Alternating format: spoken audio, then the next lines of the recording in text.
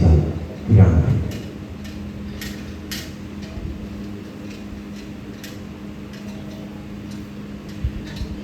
മാരാരിക്കുളം മഹാദേവ ക്ഷേത്രത്തിലെ വായുപുരാണ മാറ്റേശ്വരി യജ്ഞത്തിൻ്റെ 6ാം ദിവസമായും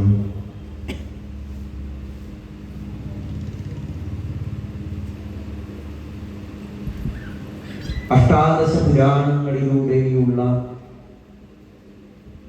ഒരു തീർത്ഥയാത്രയാണ്. കാലത്ത് മുതലുള്ളതായ അനുഷ്ഠാനങ്ങളൊക്കെ കഴിഞ്ഞ ഈ വേളയിൽ നമ്മൾ ഒരുമിച്ച് ചെയ്യുന്നത്. വാഗർത്ഥസ്വരൂപങ്ങളായി വർത്തിക്കുന്ന പാർവതീ പരമേശ്വരന്മാർ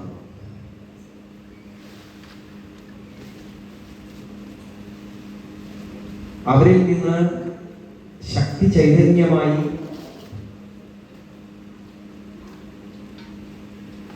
സാക്ഷാൽ സുബ്രഹ്മണ്യകുമാരൻ ജനിച്ചു എന്ന കഥ നമ്മൾ മധ്യാഹ്നത്തിൽ സൂചിപ്പിക്കുകയുണ്ടായി.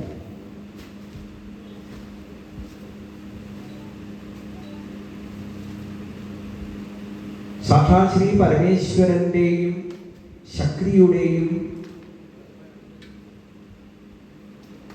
ചൈതന്യം അഗ്നി, ജലം, വായു, ആകാശം, ഭൂമി എന്നിങ്ങനെ എല്ലാ തത്വങ്ങളുമായി ഇഴചേർന്ന് ലോകത്തിന്റെ ദുഃഖത്തെ ഇല്ലാതാക്കുന്നതിന് വേണ്ടി പുത്രഭാവത്തിൽ അവതരിച്ചു എന്നാണ് കഥ പറയുന്നത്. പാർവതീദേവി ശ്രീ പരമേശ്വരനോട് ആ പുത്രനെ കാണണം എന്ന ആഗ്രഹം പറഞ്ഞപ്പോൾ ശ്രീ പരമേശ്വരൻ ഭഗവതിയെയും കൂട്ടിക്കൊണ്ട് ശരവണത്തിലെത്തി. ശരവണത്തിൽ 6 താമരപ്പൂക്കളിലായി ശയിക്കുന്ന ആ കുമാരന്മാരെ കാണിച്ചു കൊടുത്തു. വാത്സല്യനിധിയായിരിക്കുന്ന ലോകമാതാവ് ആ 6 കുട്ടികളെയും 2 കൈകൊണ്ട് വാരിയെടുത്ത് മാറോട് ചേർത്തപ്പോൾ ശരീരം ഒന്നായി, മുഖങ്ങൾ 6ആയി തന്നെ നിന്നു എന്ന് കഥ. അങ്ങനെ ഷൺമുഖനായിരുന്നു. തന്റെ പുത്രനെ മടിയിൽ വെച്ച് സന്യം പകർന്ന് കാണിച്ച് ലാളിച്ചു കൊണ്ടിരിക്കുന്നതായ പാർവതീ ദേവിക്ക് അരികിലേക്ക് ഈ കുഞ്ഞ് എന്റേതാണ് എന്ന് പറഞ്ഞ് അനവധി ആളുകൾ. വായു ഭഗവാൻ പറഞ്ഞു, ഇത് എന്റെ കുഞ്ഞാണ്. ദേവന്മാര് പറഞ്ഞു, ഇന്ദ്രൻ, അഗ്നി, യമൻ, വരുണൻ, വായു മുതലായിരിക്കുന്ന ദേവതകൾ എല്ലാവരും എന്റെ മകൻ എന്റെ മകൻ എന്ന ഭാവത്തിലാണ് കുമാരനെ കണ്ടത്. ഗംഗാദേവി പറഞ്ഞു, ഞാനല്ലേ ഇവനെ ധരിച്ചത്. ഭൂമിദേവി പറഞ്ഞു, അല്ല ഞാനാണ്. അഗ്നി പറഞ്ഞു, ഞാനാണ്. ഈ സമയത്ത് ശരവണപ്പൊയ്കയിൽ ബാലഭാവം പൂണ്ട് കിടന്ന ആ ജഗദീശ്വരനെ പരിപാലിച്ച കൃത്തികകളും അവിടെ വന്നു ചേർന്നു.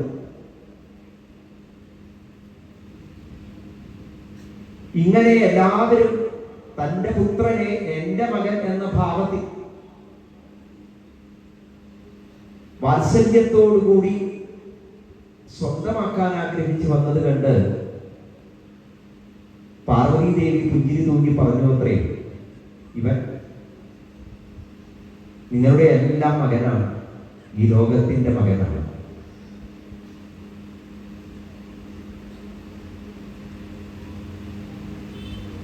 അങ്ങനെ കൃത്തികകളാൽ എടുത്തു വളർത്തിയതിനാൽ കാർത്തികേയൻ എന്നും,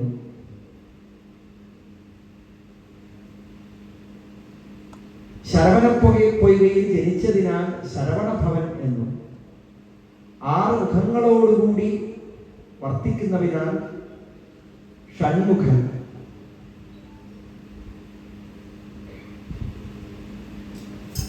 ജനിച്ചപ്പോൾ തന്നെ എല്ലാ അറിവുകളും ഉൾച്ചേർന്നവനായതുകൊണ്ട് സുബ്രഹ്മണ്യൻ. ജനനം എങ്ങനെയെന്ന് മനസ്സിലാക്കാൻ സാധിക്കാത്ത വിധം ജനിച്ചതിനാൽ രഹസ്യമായ അവതാരം എന്നർത്ഥത്തിൽ ശ്രീഗുഹൻ. സാക്ഷാൽ ശ്രീ പരമേശ്വരന്റെ ചൈതന്യത്തിൽ നിന്ന് ജനിച്ചു. ലോകത്തിന്റെ മുഴുവൻ കാരണസ്വരൂപം എന്നർത്ഥത്തിൽ സ്കന്ദൻ. അനവധി നാമങ്ങൾ ആ കുമാരനുണ്ടായി. പിന്നീട് താരകാസുരവധത്തിന് വേണ്ടി ഉദ്യമിച്ച സമയത്ത് ദേവതകളെല്ലാം സ്കന്ദകുമാരനെ സ്വർഗലോകത്ത് കൊണ്ടുപോയി പട്ടാഭിഷേകം ചെയ്തു. ദേവസേനാധിപതിയായി അഭിഷേകം ചെയ്തു.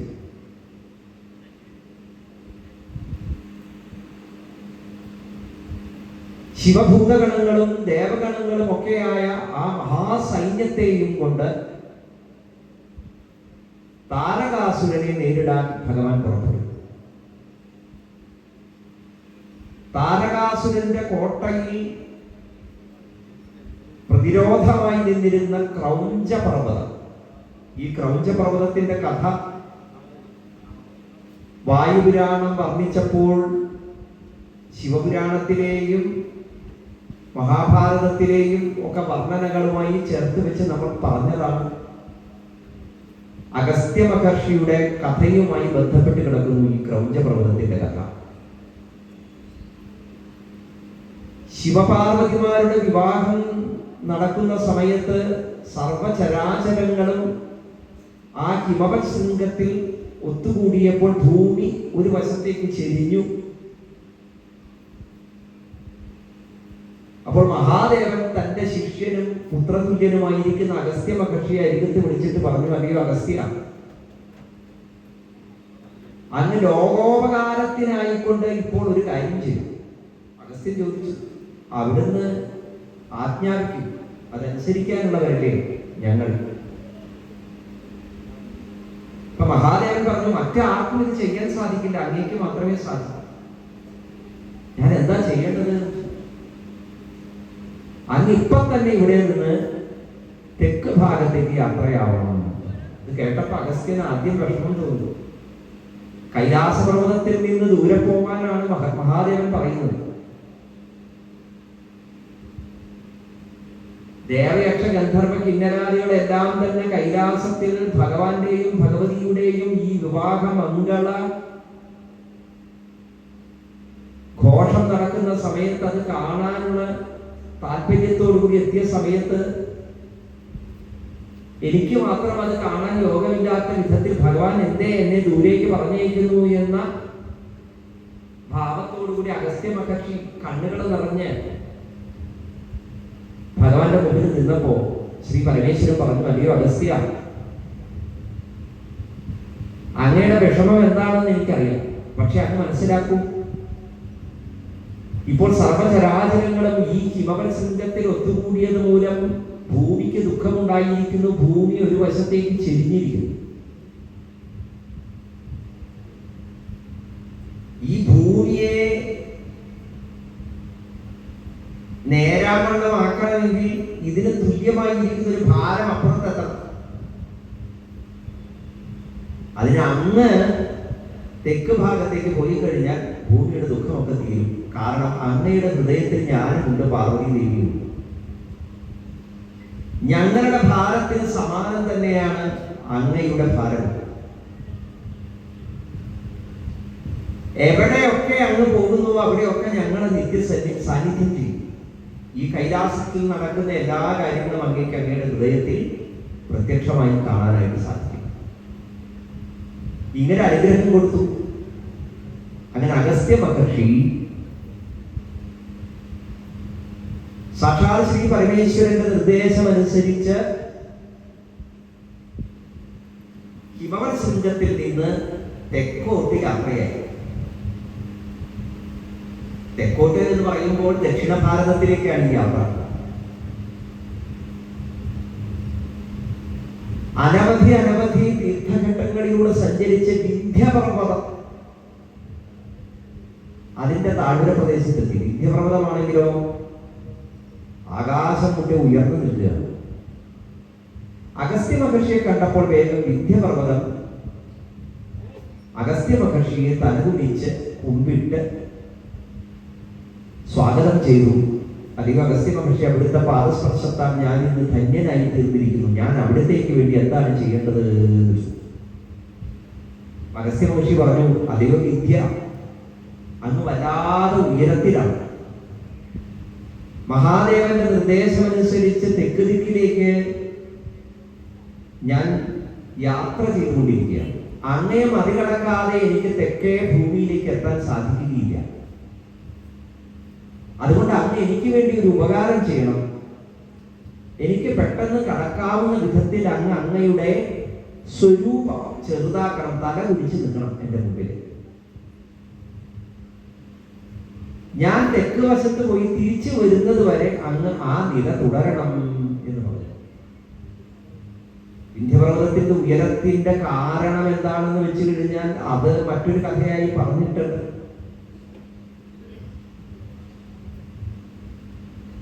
ഈ മേരുപർവ്വതവുമായി ഒരു മത്സര ബുദ്ധി വന്നു വിന്ധ്യപർവ്വതത്തിന്. നാരദ മഹർഷിയാണ് ഒരു ദിവസം വിന്ധ്യന്റെ അരികത്ത് ചെന്നപ്പോ വിന്ധ്യന് വല്ലാത്ത ഒരു അഹങ്കാരം. ഈ അഹങ്കാരം ഇല്ലാതാക്കണമെങ്കിൽ അഹങ്കാരം പരമാവധി എത്രത്തോളം വർദ്ധിക്കുന്നു അത്രത്തോളം ആ അഹങ്കാരം കൊണ്ട് അയാൾ നശിക്കും. അപ്പൊ നാരദ മഹർഷി വിചാരിച്ചു, ഈ വിന്ധ്യന്റെ അഹങ്കാരം തീർക്കണമെങ്കിൽ വിന്ധ്യൻ ഈ അഹങ്കാരം കൊണ്ട് തന്നെ തന്റെ തെറ്റ് തിരിച്ചറിഞ്ഞ് അതിൽ നിന്ന് മുക്തനാണ്. അപ്പൊ നാരദ മഹർഷി പറഞ്ഞു, ഹേ വിദ്യ, നീ വലിയ പർവ്വതാണെന്നൊക്കെ പറഞ്ഞിട്ട് എന്താ കാര്യം? ഞാനിപ്പോ വരുന്നത് മേരുപർവ്വതത്തിൽ നിന്നാണ്. മേരുപർവ്വതത്തിന് ഒരു തോന്നലുണ്ട്, ലോകത്തിൽ വെച്ച് ഏറ്റവും വലിയ പർവ്വതം മേരുപർവ്വതമാണ്.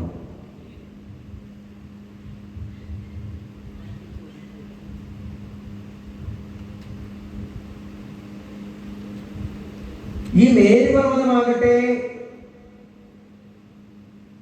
സ്വയം അഹങ്കരിക്കുന്നത് എന്താണെന്ന് അറിയോ വിദ്യ? സൂര്യൻ പോലും എന്നെ പ്രദക്ഷിണം വയ്ക്കുന്നു എന്നാണ്.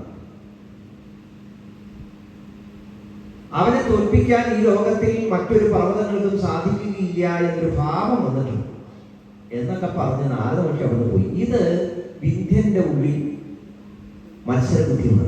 വിന്ധ്യൻ എന്ത് ചെയ്തു? മേരുപർവ്വതത്തെക്കാൾ വളർന്നു വലുതാകും എന്ന് പറഞ്ഞുകൊണ്ട് ആ തന്റെ ശരീരം വലുതാക്കാൻ തുടങ്ങി. അങ്ങനെ മേരുപർവ്വതത്തെക്കാൾ ഉയരത്തിലാണ് ഇപ്പൊ വിന്ധ്യപർവ്വതം നിൽക്കുന്നത്. സൂര്യഗതിക്ക് പോലും തടസ്സം വരുത്തുന്ന വിധത്തിൽ വിന്ധ്യപർവ്വതം വളർന്നു നിൽക്കുകയായിരുന്നു.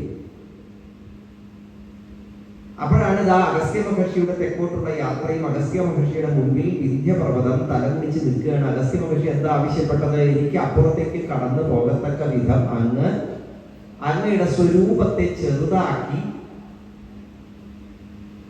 ഞാൻ തെക്ക് വശത്ത് പോയി തിരിച്ചു വരുന്നത് വരെ അതേ നില തുടരണം എന്നാണ് അഗസ്ത്യ മഹർഷി ആവശ്യപ്പെട്ടത്. വിന്ധ്യപർവ്വതം അത് സമ്മതിക്കുകയും ചെയ്തു. അഗസ്ത്യ മഹർഷിയുടെ മുമ്പിൽ സ്വരൂപം വളരെ ചെറുതാക്കി പെട്ടെന്ന് കടന്നു പോകാവുന്ന തരത്തിലൊരു പർവ്വതമായി മാറി തല കുടിച്ചു നിന്നു. അഗസ്ത്യ മഹർഷി വിന്ധ്യപർവ്വതത്തിന്റെ മുകളിലൂടെ തെക്ക് വശത്തേക്ക് യാത്രയായി പിന്നെ അവിടെ ഇതേവരെ തിരിച്ചു കൊണ്ടിരിക്കുക. അത് കാരണം വിന്ധ്യപർവ്വതം ഇപ്പോഴും തലകുടിച്ച് തന്നെയാണ് ഇപ്പോൾ. പിന്നെയും അഗസ്ത്യന്റെ യാത്ര പറയുന്നു.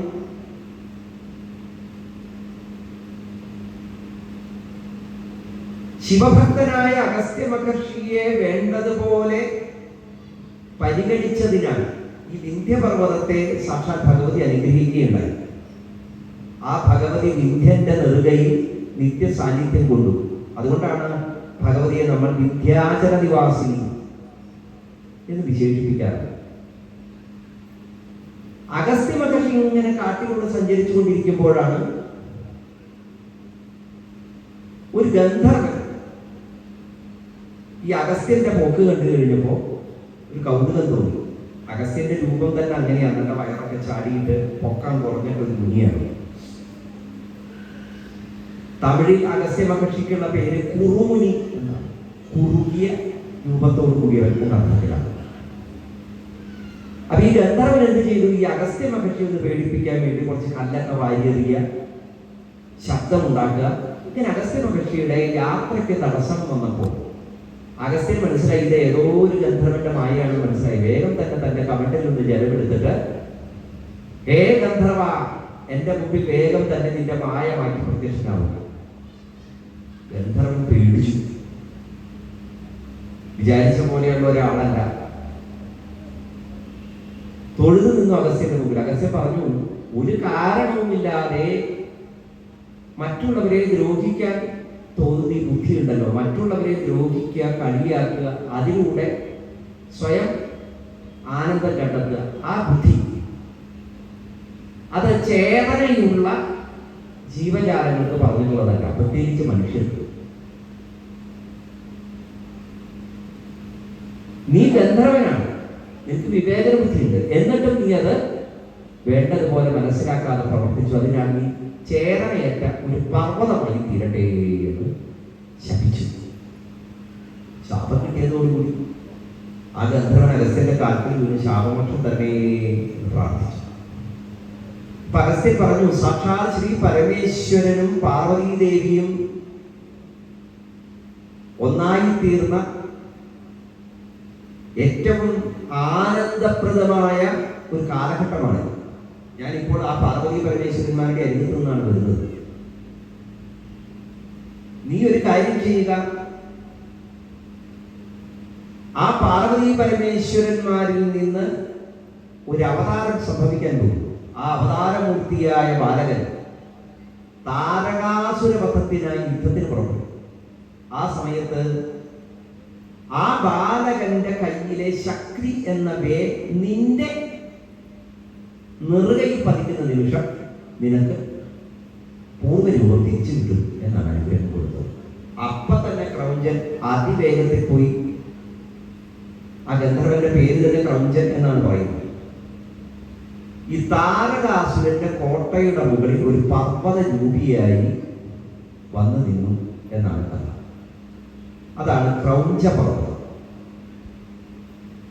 ബാലരൂപിയായ സാക്ഷാൽ സ്കന്ദദേവൻ താരകാസുരനെ നിഗ്രഹിക്കാൻ വേണ്ടി ശക്തി എന്ന പേര് പ്രയോഗിച്ച സമയത്ത് ഈ ക്രൗഞ്ച പർവ്വതത്തിൽ വന്ന് പതിക്കുകയും ആ ക്രൗഞ്ച പർവ്വതം രണ്ടായി പിളരുകയും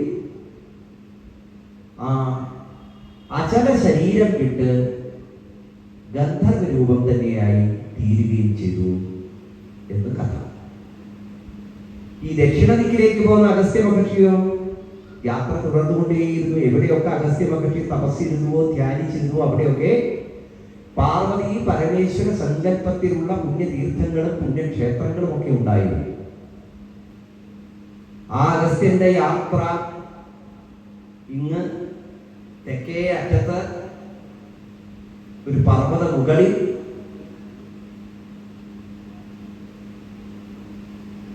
ധ്യാനിച്ചിരുന്നു. ആ യാത്രയുടെ അവസാനം ഇപ്പോഴും അഗസ്ത്യ മഹർഷിയുടെ ആ ധ്യാനം തുടരുകയാണ് എന്നാണ് സങ്കല്പം. അങ്ങനെ അഗസ്ത്യ മഹർഷി തപസ് ചെയ്യുന്നതായ ആ മഹാരണ്യം അഗസ്ത്യാർകൂടം എന്ന പേരിൽ വിഖ്യാതമായിരുന്നു. ഈ കഥ കേൾക്കുമ്പോൾ ഒരു മുത്തശ്ശി കഥ പോലെ ഭാവനാത്മകമായ പലതും ഇതിൽ നമുക്ക് കാണാൻ സാധിക്കും. ഒരു പർവ്വതം തലകുനിച്ച് നിൽക്കുക, ഭൂമി ഒരു ഭാഗത്തേക്ക് ചെയ്യുക, പാർവതി പരമേശ്വരന്മാര് ഭൂമിയെ നേരെയാക്കാൻ വേണ്ടി അഗസ്ത്യ മഹർഷിയെ തെക്ക് ദിക്കിലേക്ക് യാത്രയാക്കി എന്ന് പറയുന്നു. പുരാണങ്ങളിലെ കഥകൾ പ്രതീകാത്മകമായിരിക്കുന്ന ചില സന്ദേശങ്ങൾ കൂടി നമുക്ക് നൽകുന്നത്. അതിലൊന്നാണ് ഈ അഗസ്ത്യ വൃത്താന്തം. യഥാർത്ഥത്തിൽ ഹിമവത് ശൃംഗം വടക്ക് വശത്താണ്, നമ്മളെ സംബന്ധിച്ച് വടക്ക് വശത്താണ്. ഭാരതത്തിന്റെ വടക്ക് ഭാഗത്ത് അസ്ഥിത്തരസ്യാം വിശിദേവതാത്മാ ഹിമാലയോ നാമ നഗാധിരാജ പൂർവാവനോതോയ നിധിംബഗാഹ്യ സ്ഥിത പൃഥിവ്യാമിവ മാനദണ്ഡ. സമുദ്രത്തിലേക്ക് അണ്ടിറങ്ങിയിരിക്കുന്നതായ ഒരു അളവുകോല് പോലെ, ഭൂമിയുടെ ഒരു അളവുകോല് പോലെ നിൽക്കുകയാണ് പർവ്വതരാജാവായിരിക്കുന്ന ഹിമവാൻ. ആ ഹിമവാന്റെ ഉത്തുംഗത്തിലാണ് കൈലാസം. പാർവതി പരമേശ്വരന്മാരുടെ മഹിമാതിശയം നിറഞ്ഞതായ ആ ഉപാസനകളും ഭക്തിമയമായിരിക്കുന്ന ശാസ്ത്രങ്ങളുമെല്ലാം പാർവതി പരമേശ്വരന്മാരുടെ പ്രിയ ശിഷ്യനിലൂടെ, അഗസ്ത്യനിലൂടെ വിന്ധ്യപർവ്വതവും കടന്ന് ഇന്ന് സമുദ്രതീരം വരെ വ്യാപിച്ചു എന്നുള്ള മനോഹരമായിരിക്കുന്ന ശിവോപാസനയുടെ അഭിവൃദ്ധി അത് ഋഷീശ്വരന്മാരിലൂടെ സംഭവിച്ചു എന്നുള്ളതായ ഒരു പ്രതീകാത്മക വിവരണം കൂടിയാണ് ഈ കഥ. ഇപ്പൊ താരകാസുര വധത്തെ അടിസ്ഥാനപ്പെടുത്തി അങ്ങനെ അനേകം കഥകളുണ്ട്. സാക്ഷാൽ സുബ്രഹ്മണ്യകുമാരൻ താരകാസുര വധത്തിനായി സൈന്യത്തെ അയക്കുന്ന സമയത്ത് ഈ സൈന്യങ്ങൾ മുഴുവൻ ഈ ക്രൗഞ്ചപർവ്വതത്തിൽ കയറി അതിൽ അകപ്പെട്ടുപോയി. കാരണം ക്രൗഞ്ചപർവ്വതത്തിന്റെ പ്രത്യേകത അതൊരു മായാപർവ്വതമാണ്, അങ്ങനെ പറയുന്നു. ആ ക്രൗഞ്ചപർവ്വതത്തിലേക്ക് പ്രവേശിച്ചു കഴിഞ്ഞാൽ അതിൽ നിന്ന് പിന്നെ പുറത്തേക്ക് കടക്കാൻ കഴിയില്ല. അതിന്റെ ഉള്ളിൽ തന്നെ ഇങ്ങനെ നട്ടം തിരിഞ്ഞുകൊണ്ടിരിക്കണം. അതായിരുന്നു അവസ്ഥ. അപ്പോൾ ബാലരൂപിയായിരിക്കുന്ന സാക്ഷാൽ സുബ്രഹ്മണ്യദേവൻ തന്റെ ശക്തി എന്നവയെ സംഹാരഭാവത്തിൽ പ്രയോഗിച്ച സമയത്ത് അത് ആ ക്രൗഞ്ചപർവ്വതത്തെ തുളച്ചുകൊണ്ടാണ് താരകാസുരന്റെ മാർഗത്തിൽ പതിക്കുന്നത്. ഈ താരകാസുര വധം ശിവപുരാണത്തിലും വർണ്ണിക്കുന്നുണ്ട്, വായുപുരാണത്തിലും വർണ്ണിക്കുന്നുണ്ട്. അതുപോലെ നമ്മൾ ഇതുവരെ കേട്ട പല പുരാണങ്ങളിലും ഈ കഥ വർണ്ണിച്ചു. ഇന്നത്തെ മനനത്തിനായി, ഇന്നലത്തെ ബാക്കിയായി നമ്മൾ സ്വീകരിച്ചതായ ബ്രഹ്മപുരാണത്തിലും, അതിനുശേഷം നമ്മൾ തുടക്കമിട്ട ബ്രഹ്മവൈവർത്ത പുരാണത്തിലും ഈ താരകാസുര വധത്തിന്റെ കഥ പറയുന്നു. പുരാണങ്ങളിൽ 10ാമത്തെ പുരാണമായിട്ടാണ് ബ്രഹ്മവൈവർത്ത പുരാണത്തെ വിശദീകരിക്കുന്നത്. ബ്രഹ്മം വിവർത്തിതമായി, പ്രപഞ്ചമായി പരിണമിച്ചു എന്നാണ് വിവർത്തവാദം. ഇത് വേദാന്തികളുടെ ഒരു വാദമാണ്. പുരാണം എടുത്തു കഴിഞ്ഞാൽ ഒരു പുരാണം അത് ഏത് ദർശനപ്രകാരമാണ് എന്ന് ചോദിച്ച് ഏതെങ്കിലും ഒരു ദർശനത്തിന്റെ രീതി ഒരു പുരാണത്തിലും പൂർണ്ണമായിട്ടും നമുക്ക് അങ്ങനെയാണ് എന്ന് സമർത്ഥിക്കാൻ സാധിക്കും. എന്നാൽ ഇന്ന് ഭാരതത്തിൽ കാണുന്ന എല്ലാ ദാർശനിക ആശയങ്ങളും തത്വചിന്തകളും ഒക്കെ ചർച്ച ചെയ്യപ്പെടുന്നുണ്ട് പുരാണങ്ങളിൽ. അതെല്ലാം ഈശ്വരീയമായിരിക്കുന്ന ഉപാസനകളുമായി ബന്ധപ്പെടുത്തിയിട്ടാണ് പറയുന്നത്. ഇപ്പൊ ബ്രഹ്മപുരാണത്തിൽ നമ്മൾ ഇന്നലെ കേട്ടു ശിവപാർവതി വിവാഹവുമായി ബന്ധപ്പെട്ട് പാർവതീദേവിയുടെ തപസ്സൊക്കെ കേട്ട സമയത്ത് അവിടെ പാർവതീദേവി ശിവയോഗിയുമായി സംസാരിക്കുന്ന സമയത്ത് ഗൃഹസ്ഥധർമ്മത്തിന്റെ മഹത്വത്തെയാണ് അവിടെ വ്യക്തമാക്കുന്നതെങ്കിൽ ശിവപുരാണത്തിലേക്ക് വരുമ്പോൾ പാർവതീദേവി തപസ്സിനായി ആ ഹിമവൽ പ്രാന്തത്തിൽ എത്തുമ്പോൾ അതിനെ ശ്രീ പരമേശ്വരൻ തടയുന്നു. അപ്പൊ ഈ തടയുന്ന സമയത്ത് പാർവതീദേവിയും ശിവനും തമ്മിലൊരു സംവാദം നടക്കുന്നു. ആ സംവാദമാകട്ടെ ഗൃഹസ്ഥാശ്രമവും സന്യാസവും തമ്മിലുള്ളതായ ഒരു തർക്കമായി പരിണമിക്കുന്നു. ബ്രഹ്മചാരികളായിരിക്കുന്ന യോഗീശ്വരന്മാർക്ക് സ്ത്രീകളോട് എന്താ ഇത്ര വിരോധം എന്നാണ് പാർവതീദേവി ചോദിക്കുന്നത്. നിങ്ങളൊന്നും ആകാശത്തിൽ നിന്ന് പൊട്ടി വിരിഞ്ഞതല്ലോ, ഏതോ സ്ത്രീയുടെ ഗർഭപാത്രത്തിൽ നിന്ന് ജനിച്ചതല്ലേ. അപ്പോൾ സ്ത്രീയെ മാറ്റി നിർത്തുന്നതിന്റെ കാര്യം എന്താണ് എന്ന് പാർവതീദേവി ചോദിക്കുമ്പോൾ മഹേശ്വരൻ പറഞ്ഞത്, ഞാൻ സ്ത്രീയെ മാറ്റി നിർത്തിയിട്ടില്ലല്ലോ, ഞാനിവിടെ തപസ് ചെയ്യുകയാണ്. എനിക്ക് വിഷയങ്ങളുമായി യാതൊരു ബന്ധവും വരാത്ത വിധത്തിലുള്ളതായ ഒരു ഇടം കണ്ടെത്തി സ്വസ്ഥനായി ശാന്തനായി ഞാൻ വർത്തിക്കുമ്പോൾ എന്റെ ശാന്തമായ തപസ്സിന് വിരുദ്ധമായിട്ടുള്ളതൊന്നും ഇവിടേക്ക് പ്രവേശിക്കരുത് എന്ന് ഞാൻ പറയുന്നത് എന്താണ് തെറ്റ് എന്നാണ് ശ്രീ പരമേശ്വരൻ ചോദിക്കുന്നത്. അപ്പൊ പാർവതീദേവി ചോദിക്കുന്നത്, അങ്ങ് ഇന്ദ്രിയ സംയമനം ചെയ്ത് തപസ് ചെയ്യുകയാണെങ്കിൽ പിന്നെ ഇവിടെ എന്ത് വന്നാലല്ല അങ്ങേക്ക് എങ്ങനെയാണ് തടസ്സം ഉണ്ടാകും? അപ്പൊ അതിനർത്ഥം അങ്ങേ വിശ്വാസമില്ല എന്നല്ല. വളരെ രസകരമായ ഒരു തർക്കമാണത്. പാർവതി ബാലികയാണ്. ശരിയായ തപസ്സിന്റെ വർണ്ണനയൊക്കെ പിന്നെ വരുന്നേ ഉള്ളൂ. ഇത് ശ്രീ പരമേശ്വരന്റെ ആശ്രമത്തിൽ എത്തി ആ ഭഗവാനെ പൂജിക്കാനുള്ള അനുവാദം ചോദിച്ചപ്പോഴാണ് ഈ തർക്കം ആരംഭിക്കുന്നത് ശിവപുരാണം. അപ്പൊ മഹേശ്വരൻ പറയുന്നു, ഇന്ദ്രിയ സംയമനം ചെയ്ത ഒരു യോഗീശ്വരൻ ചുറ്റുമുള്ള ഒന്നും അറിയുന്നില്ല. അതെല്ലാം ശരിത്. പക്ഷേ ലോകമര്യാദ എന്താണ്? ഇന്ദ്രിയങ്ങളെ നിയന്ത്രിക്കാത്തവരായിരിക്കുന്ന, സാധാരണ ജീവിതം നയിക്കുന്നവരായിരിക്കുന്ന ആളുകൾ എന്ത് ചെയ്യണം, എന്ത് ചിന്തിക്കണം? ഞങ്ങളെ കൊണ്ട് ഇത്തരത്തിൽ ലൗകിക ജീവിതത്തെ ഉപേക്ഷിച്ചവരായ ആളുകൾക്ക് തടസ്സമുണ്ടാവരുത് എന്ന് ചിന്തിച്ച് സ്വയം പിന്മാറുക എന്നത് ഒരു ലോക മര്യാദയല്ലേ എന്നാണ്. അപ്പൊ പാർവതി ദേവി തിരിച്ചു ചോദിക്കുന്ന, ഈ മര്യാദകളൊക്കെ വിട്ടുപോയാൽ പിന്നെ എന്തിനാ ഈ ലോക മര്യാദയെ കുറിച്ച് സംസാരിക്കും? അവസാനം നമുക്ക് ആ ശിവപുരാണത്തിൽ ഈ തർക്കം നീണ്ടുപോകുമ്പോൾ മനസ്സിലാക്കാൻ കഴിയുന്നത്, ശ്രീ പരമേശ്വരൻ പാർവതി ദേവിയുടെ ആ വാഗ്വിലാസത്തിന് മുന്നിൽ പുഞ്ചിരി തൂക്കിക്കൊണ്ട് ശരി ദേവി വന്ന് ഇവിടെ പൂജ ചെയ്തോളൂ എന്ന് അനുവാദം കൊടുക്കുക. വാഗ്ദേവതയല്ലേ, പ്രകൃതിയല്ലേ, ഭഗവതിയല്ലേ. പക്ഷെ അന്ന് മഹാദേവൻ പറഞ്ഞ കാര്യത്തിന്റെ അർത്ഥം എന്താണെന്ന് പിന്നെ പാർവതി ദേവിക്ക് ബോധ്യപ്പെടുന്നത് കാമാരിയായ ഭഗവാനെ കാണുമ്പോഴാണ്. കാമത്തെ പോലും ദഹിപ്പിച്ചു നിൽക്കുന്ന ഈ രൂപം കണ്ടപ്പോ പാർവതി ദേവി ഞാൻ അടിമുടി വിറക്കുകയാണ്. ഇത്രയും പ്രതീക്ഷിച്ചില്ല. അപ്പൊ വളരെ രസകരമായിരിക്കുന്ന ചില സംവാദങ്ങളിലൂടെ വളരെ ഗഹനവും സങ്കീർണവും നമുക്ക് നമ്മുടെയൊക്കെ യുക്തി കൊണ്ട് പെട്ടെന്നൊന്നും മനസ്സിലാക്കാൻ കഴിയാത്തതുമായ ചില കാര്യങ്ങളെ ബോധ്യപ്പെടുത്തി തരിക എന്നതുകൂടി പുരാണങ്ങളുടെ ഉദ്ദേശമാണ്.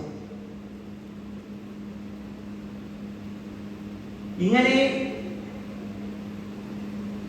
ബ്രഹ്മപുരാണത്തിലും ഈ രംഗം വർണ്ണിച്ചപ്പോൾ പാർവതി ദേവിയുടെ തപസ്സൊക്കെ വർണ്ണിച്ചു എന്ന് പറഞ്ഞു, കുമാര ജനനം പറഞ്ഞു, താരകാസുര വധം പറഞ്ഞു. ശിവപുരാണത്തിൽ ഈ താരകാസുര വധം കഴിഞ്ഞ് സാക്ഷാത് സുബ്രഹ്മണ്യ ദേവനെ ദേവന്മാരെല്ലാവരും കൂടി പട്ടാഭിഷേകം ചെയ്ത് ദേവന്മാരുടെ മുഴുവൻ ആരാധന സപര്യകള് എല്ലാം ഏറ്റുവാങ്ങിയ സുബ്രഹ്മണ്യകുമാരൻ കൈലാസത്തിലേക്ക് യാത്രയായി എന്ന് പറഞ്ഞിട്ടാണ് ആ താരകാസുര വധ പ്രകരണം ശിവപുരാണത്തിൽ അവസാനിക്കുന്നത്. വായുപുരാണത്തിൽ താരകാസുര വധ കഥ ചുരുക്കി പറയുകയാണ്.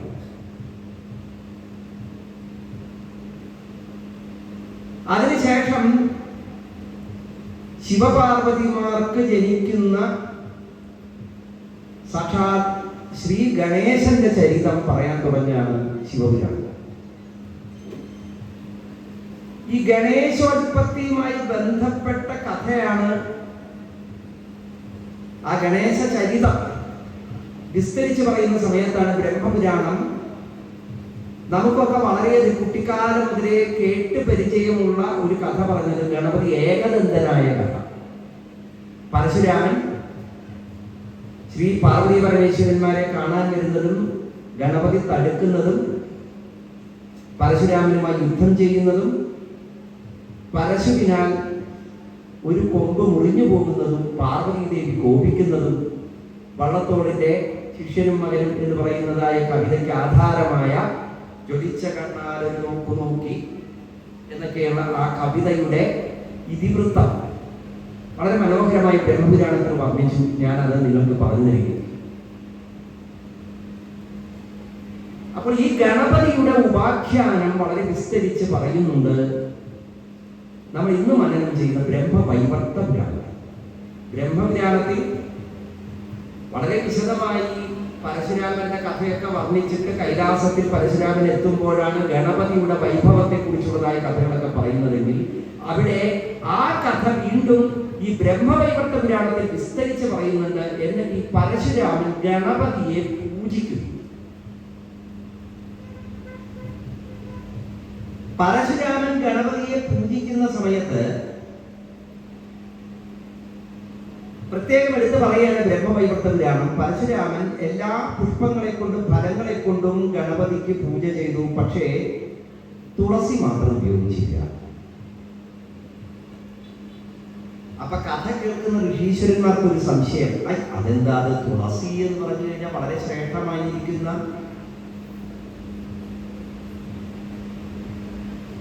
പൂജാ സസ്യമല്ലേ,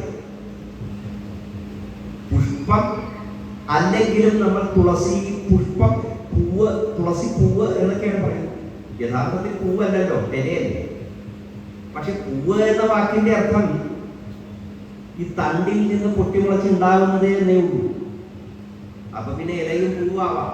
പിന്നെ കാലാന്തരത്തിൽ വിടർന്നു നിൽക്കുന്ന പല നിറങ്ങളോടുകൂടിയ ദളങ്ങളോടുകൂടിയ ഒന്നിനെ പൂവ് പൂവ് പൂവ് എന്ന് വ്യവഹരിച്ച് ഇലയ്ക്ക് പൂവ് എന്നുള്ള പേര് ഇല്ലാതായി എന്ന് വേണമെങ്കിൽ പറയാം. അതൊരു ഭാഷാപ്രയോഗത്തിൽ വരുന്ന ചില കാര്യങ്ങളാണ്. ചില കാര്യങ്ങൾ പ്രസിദ്ധാർത്ഥമായി മാറും. ഇപ്പോ പങ്കജം എന്ന് പറയുമ്പോൾ താമര എന്നാണ് അർത്ഥം, അല്ലേ?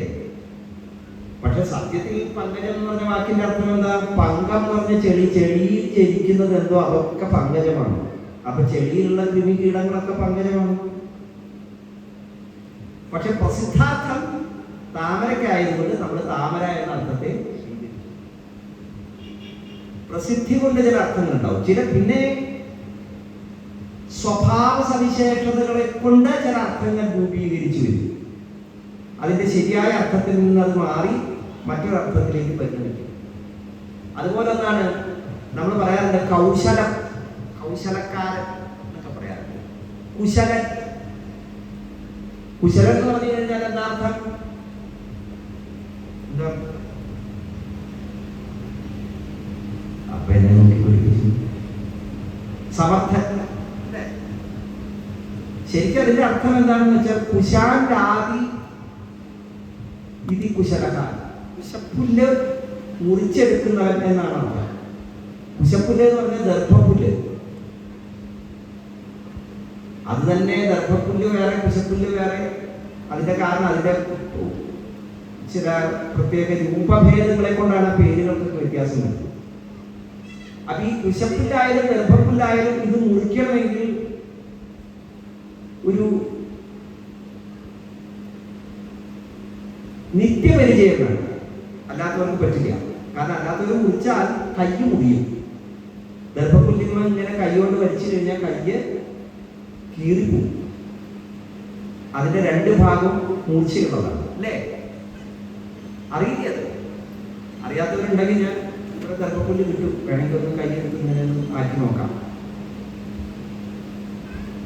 അപ്പൊ പറഞ്ഞതിനകത്ത് ഈ ദർഭപ്പുല്ല് മുറിക്കണമെങ്കിൽ ഒരു നിത്യപരിചയം വേണം. ആ പരിചയമുള്ള ആളുകൾ, ഈ ദർഭപ്പുല്ല് മുറിക്കാൻ പരിചയം നേടിയ ആളുകളെ അല്ലെങ്കിൽ ആ ദർഭപ്പുല്ല് മുറിക്കുന്നവരെ കുശലന്മാരെന്ന് വിളിച്ചിരുന്നു.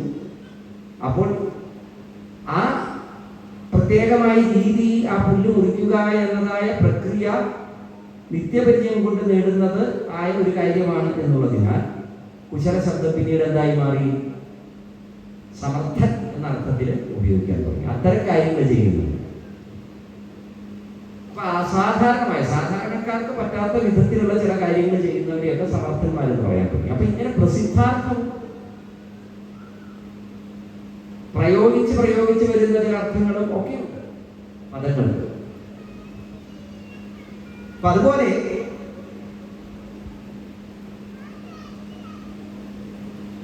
ഈ പരശുരാമൻ ഗണപതിയെ പൂജിക്കുന്ന സമയത്ത് തുളസി ഉപയോഗിച്ചില്ല എന്ന് പറഞ്ഞു, ബാക്കിയുള്ള പൂവൊക്കെ ഉപയോഗിച്ചു. അതിന്റെ കാരണം എന്താണെന്ന് ചോദിച്ചപ്പോ പറയാണ്, പണ്ട് ഗണപതി ബാലകനായിരുന്ന സമയത്ത് സാക്ഷാൽ ശ്രീകൃഷ്ണ ഭഗവാനെ ഉപാസിച്ചുകൊണ്ട് ഒരു തടാക തീർത്തിരിക്കുകയാണ്. അപ്പോഴാണ് ധർമ്മധ്വജന്റെ പുത്രിയായിരിക്കുന്ന തുളസി ആ തടാകത്തിന്റെ അരികിൽ വന്നപ്പോ അതിസുന്ദരനായിരിക്കുന്ന ഗണപതിയെ കണ്ടു. ഈ ഗണപതിയെ കണ്ടു കഴിഞ്ഞപ്പോൾ തുളസിക്ക് എന്തെന്നില്ലാത്തതായ പ്രണയം തോന്നി. ഈ ഗണപതിയെ തന്നെ സ്വന്തമാക്കണം എന്നൊരാഗ്രഹം തോന്നി. തന്റെ കാമഭാവം ഈ ഗണപതിയോട് പറയാനായി തുളസി കുറെ വിളിച്ചു. ഗണപതിയെ തൊട്ടു വിളിച്ചു, ഉണരുന്നില്ല. അപ്പൊ തുളസി എന്ത് ചെയ്തു? ഇലക്കുമ്പിൽ കൊണ്ട് ജലമെടുത്ത് ഈ ഗണപതിയുടെ നെറുകയിൽ ഒഴിച്ചു കൊടുത്ത് കൈകൊണ്ട് ഇങ്ങനെ തുടച്ചു. അപ്പൊ ഗണപതി ധ്യാനത്തിൽ തുടങ്ങും. നോക്കിയപ്പോ കാമഭാവത്തോടുകൂടി തന്നെ നോക്കി നിൽക്കുന്ന തുളസിയെ. ആരാ നീ എന്ന് ചോദിച്ചു. അപ്പൊ പറഞ്ഞു, ഞാൻ തുളസിയാണ്. എന്താ നിനക്ക് വേണ്ടത്? അങ്ങനെ വിവാഹം കഴിക്കണം. അപ്പൊ ഗണപതി പറഞ്ഞു, അത് പറ്റില്ല. ഞാനിപ്പോ ബ്രഹ്മചാരിയായി സാക്ഷാൽ മഹാവിഷ്ണുവിനെ തന്നെ ധ്യാനിച്ചുകൊണ്ട് വർത്തിക്കുകയാണ്. അങ്ങനെയുള്ള എനിക്ക് ഈ സമയത്ത് വിവാഹം നിഷിദ്ധമാണ്. ഈ ഒരു അവതാരത്തിൽ ഞാൻ വിവാഹം കഴിക്കുകയില്ല. അതുകൊണ്ട് നീ മറ്റേതെങ്കിലും ഒരു സുന്ദരനായ പുരുഷനെ തേടുക എന്ന് ഗണപതി പറഞ്ഞു. പറഞ്ഞിട്ട് തുളസീദേവി കൂട്ടാക്കിയില്ല. ഗണപതിയുടെ പിന്നാലെ നടന്നു. എന്നെ വിവാഹം കഴിക്കൂ, എന്നെ വിവാഹം കഴിക്കൂ എന്ന് പറഞ്ഞ് ഗണപതിക്ക് അതൊരു ശല്യമായി തീർന്നപ്പോൾ ഗണപതി പറഞ്ഞു, നിന്നെ ഞാൻ ഒരിക്കലും വിവാഹം കഴിക്കില്ല. ഇങ്ങനെ ഗണപതി തുളസിയെ നിരാകരിച്ചു.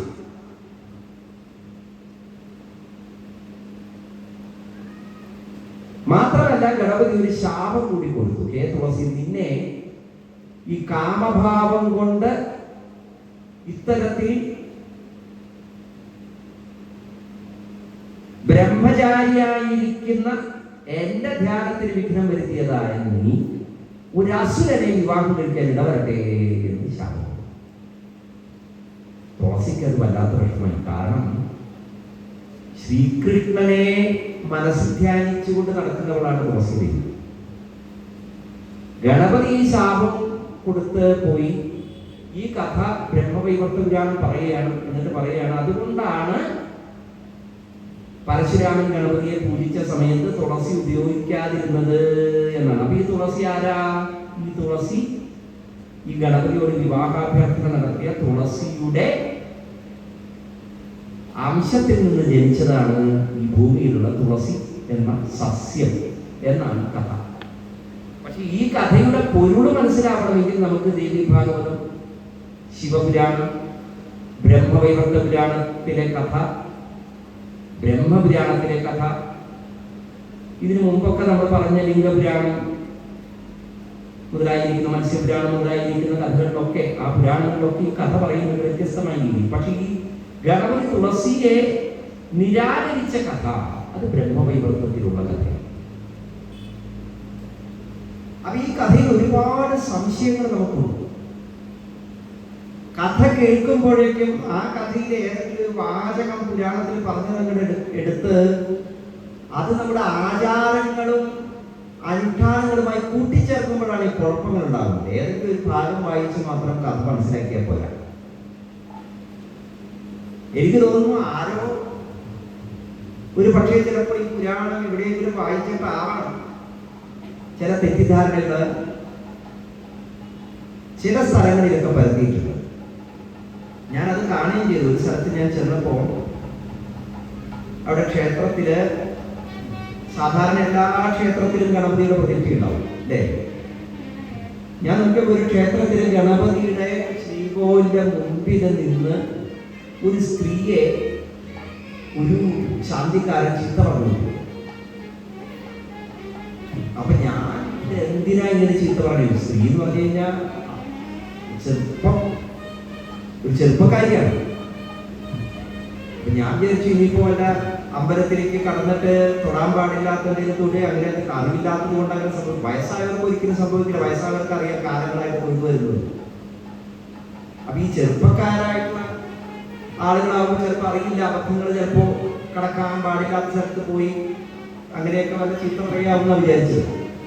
അല്ലെങ്കിൽ ഈ അനാവശ്യമായ ശകാരങ്ങളും അനാവശ്യമായ പിടിവാശികളും എടുത്തുചാട്ടങ്ങളും ഒക്കെയാണ് പലപ്പോഴും ചെറുപ്പക്കാരെ ക്ഷേത്രങ്ങളിൽ നിന്ന് അകറ്റിക്കൊണ്ടിരിക്കുന്നത്, അല്ലേ? വീട്ടിലെ അച്ഛനമ്മമാരുടെ പോലും ശകാരം കേൾക്കാൻ താല്പര്യമില്ലാത്തവരാണ് ഈ പുതിയ കാലത്തെ കുട്ടികൾ. അവർ വന്നിട്ട് അമ്പലത്തിലുള്ളതായ മേശാന്തിയുടെയും ഗീശാന്തിയുടെയും മേളക്കാരന്റെയും ഭാര്യരുടെയും അല്ലെങ്കിൽ അവിടെ തൊഴാൻ വന്ന ഏതെങ്കിലും വയസ്സായവരുടെയും അല്ലെങ്കിൽ തൊട്ട് പുറത്ത് ആൽത്തറയിലിരുന്ന് കഥകൾ പറയുന്നതായ കാരണന്മാരുടെയൊക്കെ ചീത്ത കേൾക്കാൻ വേണ്ടി അവർ അമ്പലത്തിലേക്ക് വരും. ഞാൻ പറയണത് എന്താണെന്ന് മനസ്സിലായി? ഞാൻ പലപ്പോഴും ക്ഷേത്രത്തിലൊക്കെ പോകുമ്പോൾ ഞങ്ങളുടെ അടുത്തുള്ള ചില കുട്ടികളോട് നിങ്ങളെന്താ അമ്പലത്തിൽ വരാട്ടെ? അപ്പൊ അവര് പറയും, പിന്നെ അവിടെ ആൽത്തറയുമ്പോൾ കുത്തിയിരിക്കുന്ന ആൾക്കാരുടെ വായിരിക്കുന്നതൊക്കെ കേൾക്കാൻ വേണ്ടിയിട്ട് ഞങ്ങൾ ഇതിന് അമ്പലത്തിൽ വരണമെന്ന് ചോദിക്കും. കാരണം ഈ ചെറുപ്പക്കാരെ പെൺകുട്ടികളായാലും ആൺകുട്ടികളാണെങ്കിൽ ഇവിടെ ഇരുന്ന കാരണന്മാരിങ്ങനെ അകത്തെ തൊഴിലൊക്കെ വേണ്ടി പറഞ്ഞവരെയൊക്കെ നോക്കിയിട്ടുള്ള ചില ചോദ്യങ്ങളുണ്ടല്ലോ. അപ്പൊ ഈ കുട്ടികളെ കണ്ടു കഴിഞ്ഞാൽ അപ്പ ചോദിക്കും, എന്താ പഠിച്ചാ നീ? പഠിപ്പൊക്കെ കഴിഞ്ഞാ? ജോലി വല്ലതും കിട്ടിയാ? പോയാ? തൃശ്ശൂര് ഭാഷയാണ്. പെൺകുട്ടികളാണെങ്കിൽ എന്തായി, കല്യാണം വലുതായോ? ഇതാണ്. അപ്പൊ കുട്ടികൾ പറയുന്നത് ഇത്തരത്തിൽ കാരണന്മാരും അങ്ങനെയുള്ള. പിന്നെ അത് മാത്രം അകത്ത് ചെന്നാലോ അങ്ങോട്ട് പോകരുത്, ഇങ്ങോട്ട് പോകരുത്, അതെടുക്കരുത്, ഇത് തുടരുത്, പുറത്തേക്ക് കിടക്ക്, അകത്ത് നിൽക്ക്, ഇങ്ങോട്ട് നീക്കി. അപ്പൊ ഇതൊന്നും കുട്ടികൾ താല്പര്യപ്പെടുന്നില്ല. ഇനി അങ്ങനെ പറയുന്നുണ്ടെങ്കിൽ നിങ്ങൾ അത് സൗമ്യമായി പറഞ്ഞ് ബോധ്യപ്പെടുത്താൻ ശ്രമിക്കണം. അല്ലെങ്കിൽ അതിന്റെ കാര്യകാരണങ്ങൾ ബോധ്യപ്പെടുത്തിക്കൊണ്ട് അവരെ ഒരു ക്ഷേത്രത്തിന്റെ ആചാരങ്ങൾ നിഷ്ഠകൾ എന്തൊക്കെയാണെന്ന് മനസ്സിലാക്കി കൊടുക്കുന്നത്. ഒരു സുപ്രഭാതത്തിന് പരീക്ഷയാകുമ്പോഴേക്കും കുട്ടികളെ അമ്പലത്തിലേക്ക് വിട്ടിട്ട് കാര്യമില്ല. എനിക്കൊക്കെ ഓർമ്മയുണ്ട്, കുട്ടിക്കാലത്ത് എന്റെ മുത്തശ്ശിയുടെ കയ്യിൽ പിടിച്ചിട്ടാണ് ഞാൻ അമ്പലങ്ങളിൽ എത്രയോ ദൂരം, ഗുരുവായൂർക്കൊക്കെ എൻ്റെ നിന്ന് 35 കിലോമീറ്റർ ഉണ്ട്, നടന്നിട്ടാ പോയത്. ഏത് അമ്പലത്തിലേക്ക് പോകുമ്പോഴും മുത്തശ്ശിയുടെ കൈ പിടിച്ച് മുത്തശ്ശി ചൊല്ലി തന്നതായ ശ്ലോകങ്ങളാണ് ഇന്നിപ്പോ ഞാൻ നിങ്ങളുടെ മുമ്പിൽ ഇരുന്ന് ചൊല്ലിക്കൊണ്ടേയിരിക്കും. കാലത്ത് മുതൽ വൈകുന്നേരം വരെ ശ്ലോകം ചൊല്ലാൻ പറഞ്ഞ് ഞാൻ ഇങ്ങനെ ചൊല്ലിക്കൊണ്ടിരിക്കും. ഏതൊക്കെ ദേവതകളുടെ ശ്ലോകങ്ങളായാലും ഇങ്ങനെ നാവിലിങ്ങനെ വന്നുകൊണ്ടിരിക്കും. അത് വരുന്നതിന് കാരണം കുത്തിയിരുന്ന് പഠിച്ചത് കൊണ്ടല്ല. കുട്ടിക്കാലം വരെ ഇങ്ങനെ മുത്തശ്ശിയുടെ കഞ്ഞി പിടിച്ച് പോകുമ്പോൾ മുത്തശ്ശി ചൊല്ലി തരും, കൃഷ്ണായ വാസുദേവായ. ഞാനും ചൊല്ലും, കൃഷ്ണായ വാസുദേവായ ഹരേ പരമാത്മനെ ഹരേ പരമാത്മനെ പ്രണതക്ലേശനാശായ പ്രണതക്ലേശനാശായ ഗോവിന്ദായ നമോ ഗോവിന്ദായ നമോ കാളികായ നമോ. ഇങ്ങനെ ചൊല്ലിയിട്ടാണ് നമുക്ക് കുടിക്കുക. അമ്പലത്തിന് മുമ്പിൽ എത്തുമ്പോഴേക്കും ഓരോന്ന് പറഞ്ഞു തരും, ഇതെന്താ അമ്പലം, ഇവിടെ ആരാ പ്രതിഷ്ഠ, എന്തുകൊണ്ടാണ് ഇവിടെ ഒരു പ്രതിഷ്ഠ ഉണ്ടായത്, അവിടുത്തെ ഐതിഹ്യം എന്താണ്, ചരിത്രം എന്താണ്, ഇതൊക്കെ കഥകളായി പറഞ്ഞു. അതൊക്കെയാണ് മനസ്സിൽ ഇങ്ങനെ ചേർന്ന് ഇന്ന് എന്തെങ്കിലുമൊക്കെ ആരെങ്കിലും ചോദിക്കുമ്പോൾ അത് ഇന്നതാണ് കാരണം എന്ന് പറഞ്ഞു കൊടുക്കാൻ സാധിക്കുന്നുണ്ടെങ്കിൽ അതിന്റെ കാരണമാണ്. അപ്പൊ ഞാൻ നോക്കിയപ്പോൾ ഈ അകത്ത് കയറി തൊഴാൻ നിൽക്കുന്ന ഈ പെൺകുട്ടി എന്തിനാ ഈ ചീത്ത പറയണ സാധ്യത എനിക്ക് മനസ്സിലായില്ല. ഞാനൊന്നും ഉണ്ടാക്കില്ല. കുറച്ച് കഴിഞ്ഞു ഞാൻ തൊഴലൊക്കെ കഴിഞ്ഞ് മേശാന്തിക്ക് ഒരു ചെറിയ ദക്ഷിണയൊക്കെ കൊടുത്ത് എൻ്റെ നാളെ പേര് പറഞ്ഞ് പനി കഴിച്ചോളൂ എന്ന് പറഞ്ഞപ്പോ ഞാൻ അങ്ങനെ മേശാന്തി ചോദിച്ചു, അല്ല എന്തായിരുന്നു അവിടെ പ്രശ്നം ചോദിച്ചു. അപ്പൊ അദ്ദേഹം പറയാണ്, അതെ ഇവിടെയുള്ള പലർക്കും ഒരു കാര്യം അറിയില്ല, എന്തൊക്കെ തോന്നിവാസങ്ങളാണ് അവിടെ ചെയ്യുന്നത്. എന്താ പറയണേ ചോദിച്ചു. അല്ല ഗണപതിയുടെ മുമ്പിൽ ആരെങ്കിലും തുളസി കൊണ്ടുവരുമോ? എന്താ നിങ്ങൾക്ക് തോന്നുന്നു? ഗണപതിക്ക് തുളസി പാടില്ല, അങ്ങനെ കേട്ടിട്ടുള്ളവരുണ്ട്. അങ്ങ് അറ്റത്ത് ആരോ കൈ പൊക്കാൻ ശ്രമിച്ച് കാത്തുന്നുണ്ട്. ആരെങ്കിലും ഒരാളുണ്ടായാൽ മതി. അതിന്റെ അർത്ഥം അത് ഉണ്ട് എന്നാണ്. അങ്ങനെ ഒരു ചില തെറ്റായ ധാരണകൾ പല സ്ഥലത്തുണ്ട്. ഞാൻ നോക്കിയത് ചില സ്ഥലത്തൊക്കെ ഗണപതിയുടെ ശ്രീകോവിലുള്ളിൽ തുളസിയെ കാണില്ല, ചിലർക്ക് കറുക മാത്രമേ പാടുള്ളൂ. തുളസി ഇല്ലാതെ ഒരു പൂജയും പൂർണ്ണമാവുകയില്ല. അത് ഈ തുളസി ഉപാഖ്യാനം പൂർണ്ണമായി കേൾക്കുമ്പോഴേ നമുക്ക് മനസ്സിലാവുന്നത്. ശിവപുരാണത്തിലുണ്ട്, വായുപുരാണത്തിലുണ്ട്, ഈ പറഞ്ഞ പുരാണങ്ങളിലൊക്കെ ഉണ്ട്. എന്തുകൊണ്ട് തുളസിക്ക് ഇത്ര പ്രാധാന്യമുണ്ട്? ഇവിടെ ഈ ഗണപതിയുടെ ഈ കഥ കേട്ടിട്ട് ആ കഥയിലെ അവസാനത്തിൽ ഫലശ്രുതിയിൽ അങ്ങനെ ഗണപതി തുളസിയെ നിരാകരിച്ചു എന്ന് പറഞ്ഞുകൊണ്ടാണ് കഥ അവസാനിക്കുന്നത്. തുളസി പൂജയിൽ പരശുരാമൻ തുളസി ഉപയോഗിച്ചില്ല എന്നും ഗണപതി തുളസി നിരാകരിച്ചു എന്നുമുള്ള കഥയാണ് അത് അവസാനിപ്പിക്കുമ്പോൾ പറയുന്നത്. അതിനെ വാക്യമായി എടുത്ത് താന്ത്രിക പൂജാവിധാനത്തിലേക്ക് ഉപയോഗിച്ചത് ആരാണ് എന്ന് മനസ്സിലാക്കുന്നത്. അപ്പൊ ഗണപതി തുളസി നിരാകരിച്ചു എന്ന് പറയുമ്പോൾ അത് ഈ തുളസി പൂവിനെയല്ല നിരാകരിച്ചത്. പിന്നെ പരശുരാമൻ തുളസി പൂവ് ഉപയോഗിച്ചില്ല എന്ന് പറഞ്ഞതിന്റെ കാരണം ഒരു കഥയിലേക്ക് നമ്മളെ കൂട്ടിക്കൊണ്ടുപോകാൻ വേണ്ടി കഥാകാരൻ ഉപയോഗിക്കുന്ന ചില കുസൃതികൾ അത്തരത്തിലൊരു കുസൃതിയാണ്. അല്ലാതെ അതിന് വേറെ മാനങ്ങളൊന്നുമില്ല, അർത്ഥതലങ്ങളില്ല. തുലനാനസ്യാത് എന്നാണ് തുളസിയുടെ വ്യാഖ്യാനം. മറ്റൊന്നിനോട് തുലനം ചെയ്യാൻ സാധിക്കാത്തതാണ് തുളസി.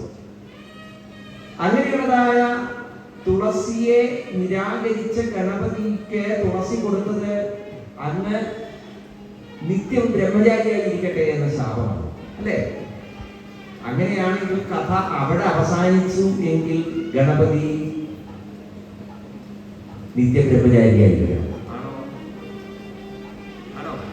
അല്ലല്ലോ, ഗണപതിക്ക് സിദ്ധിയുണ്ട്, ബുദ്ധിയുണ്ട്, ഭാര്യമാര്, അവര് 2 മക്കളുണ്ട്, ശുഭനും ലാഭനും. ഗണപതിയുടെ വിവാഹ കഥ വളരെ മനോഹരമായി ശിവപുരാണത്തിലും വർണ്ണിക്കുന്നുണ്ട്. ഈ ബ്രഹ്മവൈവർത്തത്തിലും ബ്രഹ്മപുരാണത്തിലും ഒക്കെ ഉണ്ടാകും. ചുരുക്കിയാണ് പറയുന്നത് എന്ന്. അപ്പോൾ ഇവിടെ പരശുരാമന്റെ കഥ ഇങ്ങനെ പറഞ്ഞു വെച്ച് തുളസിയുടെ കഥയിലേക്ക് നമ്മളെ കൂട്ടിക്കൊണ്ടുപോകാൻ വേണ്ടിയാണ് ആ കഥ ഇങ്ങനെയൊരു പരശുരാമ പൂജ നിർവഹിച്ച സമയത്തുള്ള വർണ്ണന പറഞ്ഞുകൊണ്ട് അവസാനിപ്പിച്ചു. എന്നിട്ട് നേരെ തുളസിയുടെ കഥയിലേക്ക് പോകുന്നു. അപ്പോഴാണ് നമുക്ക് തുളസി ആരാണ് എന്ന് മനസ്സിലാകുമ്പോഴാണ് എന്തുകൊണ്ട് തുളസിക്ക് ഗണപതിയെ കണ്ട് പ്രണയം തോന്നി എന്ന് മനസ്സിലാകും. എല്ലാവർക്കും ഒരു കാരണം. തുളസി യഥാർത്ഥത്തിൽ ഗോലോകത്തിലെ ഒരു ഗോപികയാണ്. ഗോലോകത്തെ കുറിച്ച് ഞാൻ ഇവിടെ പറഞ്ഞു. ഗംഗാവതരണ സമയത്ത് ഗംഗ ആവിർഭവിച്ചത് ഗോലോകത്തിൽ നിന്നാണ്. ആ ഗംഗ സ്വയം രാധാകൃഷ്ണ സ്വരൂപമാണ് എന്ന് കൂടി പറയുകയുണ്ട്. ഈ രാധാകൃഷ്ണ സ്വരൂപത്തെ പ്രധാന ദർശനമാക്കിക്കൊണ്ടാണ് ബ്രഹ്മവൈവർത്ത പുരാണം മുഴുവനും വർണ്ണിക്കുന്നത്. ബ്രഹ്മം വിവർത്തനം ചെയ്തു എന്ന് പറയുമ്പോൾ ആ ബ്രഹ്മം സാക്ഷാത് കൃഷ്ണൻ തന്നെ. വിവർത്തനം ചെയ്യപ്പെട്ടത് പ്രകൃതിയായിട്ടാണ്. ആ പ്രകൃതിയോ രാധയാണ്. ആ രാധയെ മൂലപ്രകൃതിയായിട്ടാണ് ബ്രഹ്മവിവർത്ത പുരാണം വർണ്ണിക്കുന്നത്. ഈ വർണ്ണന നമുക്ക് ദേവി ഭാഗവതത്തിലും കാണാനായിട്ട് സാധിക്കും. മൂലപ്രകൃതിയായ രാധാദേവിയുടെ പ്രധാനപ്പെട്ട 5 രൂപങ്ങൾ എന്ന് പറയുന്നത്, ഒന്ന് ശിവസ്വരൂപയാണ്. ശിവസ്വരൂപിയായിരിക്കുന്ന രാധയാണ് നാരായണി, ഭഗവതി, ദുർഗ എന്നീ നാമങ്ങളാൽ ആരാധിക്കുന്നത്. മറ്റൊന്ന് രാധയുടെ ശുദ്ധ തത്വസ്വരൂപം, അതാണ് മഹാലക്ഷ്മി. സാക്ഷാത് ശ്രീ മഹാവിഷ്ണുവിന്റെ മാർഗത്തിൽ നിത്യസ്ഥിതയായിരിക്കുന്ന ലക്ഷ്മി സ്വരൂപം. ആ രാധയുടെ മറ്റൊരു രൂപമാണ് ബ്രഹ്മലോകത്തിൽ വാണീദേവിയായി വിരാജിക്കുന്നത് സരസ്വതി ദേവി. ബുദ്ധി, വിദ്യ, ജ്ഞാനം, ഇതാണ് ഭഗവതിയുടെ രൂപം. പിന്നൊന്ന് ഭഗവതി പരമപ്രിയയാണ് ഭഗവാന്റെ. ആ ഭഗവാന്റെ പരമപ്രിയയായ ഭഗവതിയെ സാവിത്രി എന്നാണ് വിശേഷിപ്പിക്കുന്നത്. അത് തേജോമയമായ രൂപമാണ്. ഭഗവാന്റെ പ്രാണാധിക പ്രിയയാണ് രാധാദേവി. ആ രാധയാകട്ടെ രാസസ്വരൂപമാണ്. ആ രാസസ്വരൂപമായിരിക്കുന്ന രാധയോടുകൂടി അലിഞ്ഞു ചേർന്ന് കൃഷ്ണ രാധാ സ്വരൂപമാണ് ബ്രഹ്മാവിന്റെ കമണ്ഡലിലേക്ക് എത്തിയതും ഗോലോകത്തിൽ നിന്ന്. ആ ബ്രഹ്മ കമണ്ഡലുവിൽ നിന്ന് ആകാശഗംഗയായി ഒഴുകിപ്പരന്നതും പിന്നീട് ആകാശഗംഗ ശിവ തിരുജടയിൽ വന്നു ചേർന്നു. അവിടെ നിന്ന് പിന്നീട് ഭഗീരഥൻ ആവാഹിച്ച് ഭാരതഭൂമിയുടെ മധ്യത്തിലൂടെ ഒഴുക്കുകയാണ് ഉണ്ടായത്. അപ്പൊ സ്വർഗംഗ ഭൂമിയിലേക്ക് വരാൻ വേണ്ടി ശിവജടയിൽ എത്തുന്നത് വരെയുള്ള കഥകൾ നമ്മൾ കേട്ടു. അവിടെ നിന്ന് സകലന്മാർക്ക് മോക്ഷം കൊടുത്ത കഥയും കേട്ടു. ഇതൊക്കെ ബന്ധിപ്പിച്ചുകൊണ്ട് വേണം നമുക്ക് ഈ രാധാകൃഷ്ണ സ്വരൂപത്തെ അടിസ്ഥാനമാക്കിക്കൊണ്ടുള്ള ദർശനമായിരിക്കുന്ന ബ്രഹ്മവൈവർത്ത പുരാണത്തിലെ ഗണപതിയുടെ കഥയും മനസ്സിലാക്കുക. കേൾക്കുമ്പോൾ നമുക്കൊരു ബന്ധവും ഇല്ലാതെ തോന്നും. ഇതൊക്കെ വളരെയധികം ബന്ധപ്പെട്ട് കിടക്കുന്ന കഥകളാണ്. അപ്പൊ ഭഗവതിയുടെ മൂലപ്രകൃതിയായ രാധയുടെ വിവിധ ഭാവങ്ങൾ എന്ന് പറഞ്ഞ് വർണ്ണിച്ചതായ ഈ ദേവീ സ്വരൂപങ്ങൾ അംശസ്വരൂപങ്ങളായി അവതരിച്ചതാണ് ഗംഗ, തുളസി, മനസാദേവി, മംഗളചണ്ഡിക, കാളി, പൃഥ്വി, ഷഠ്ഠീദേവി, സ്വാഹ, സ്വഭ.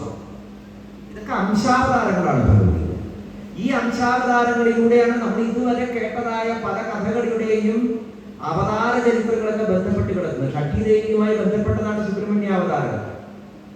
ഇതുകൂടാതെ വൈവസ്വതമനുവിന്റെ പുത്രനെ പരിരക്ഷിക്കുന്നത് ഷഠ്ഠീദേവിയാണ്. ഗംഗ നമ്മളിപ്പോ കേട്ടു, ഇനി കേൾക്കാൻ പോകുന്നു, കുറച്ച് കേട്ടു, ഇനി തുടർന്ന് കേൾക്കാൻ പോകുന്ന തുളസീദേവി. ഇതൊക്കെ ഭഗവതിയുടെ അവതാരമായിട്ടാണ് പറയുന്നത്. ദേവസേന നമ്മൾ കണ്ടു, സാക്ഷാൽ സുബ്രഹ്മണ്യന്റെ ധർമ്മപത്നി ഭാവത്തിലാണ് ദേവസേന എന്ന് പറയുന്ന ദേവി അവതരിച്ചിട്ടുള്ളത്.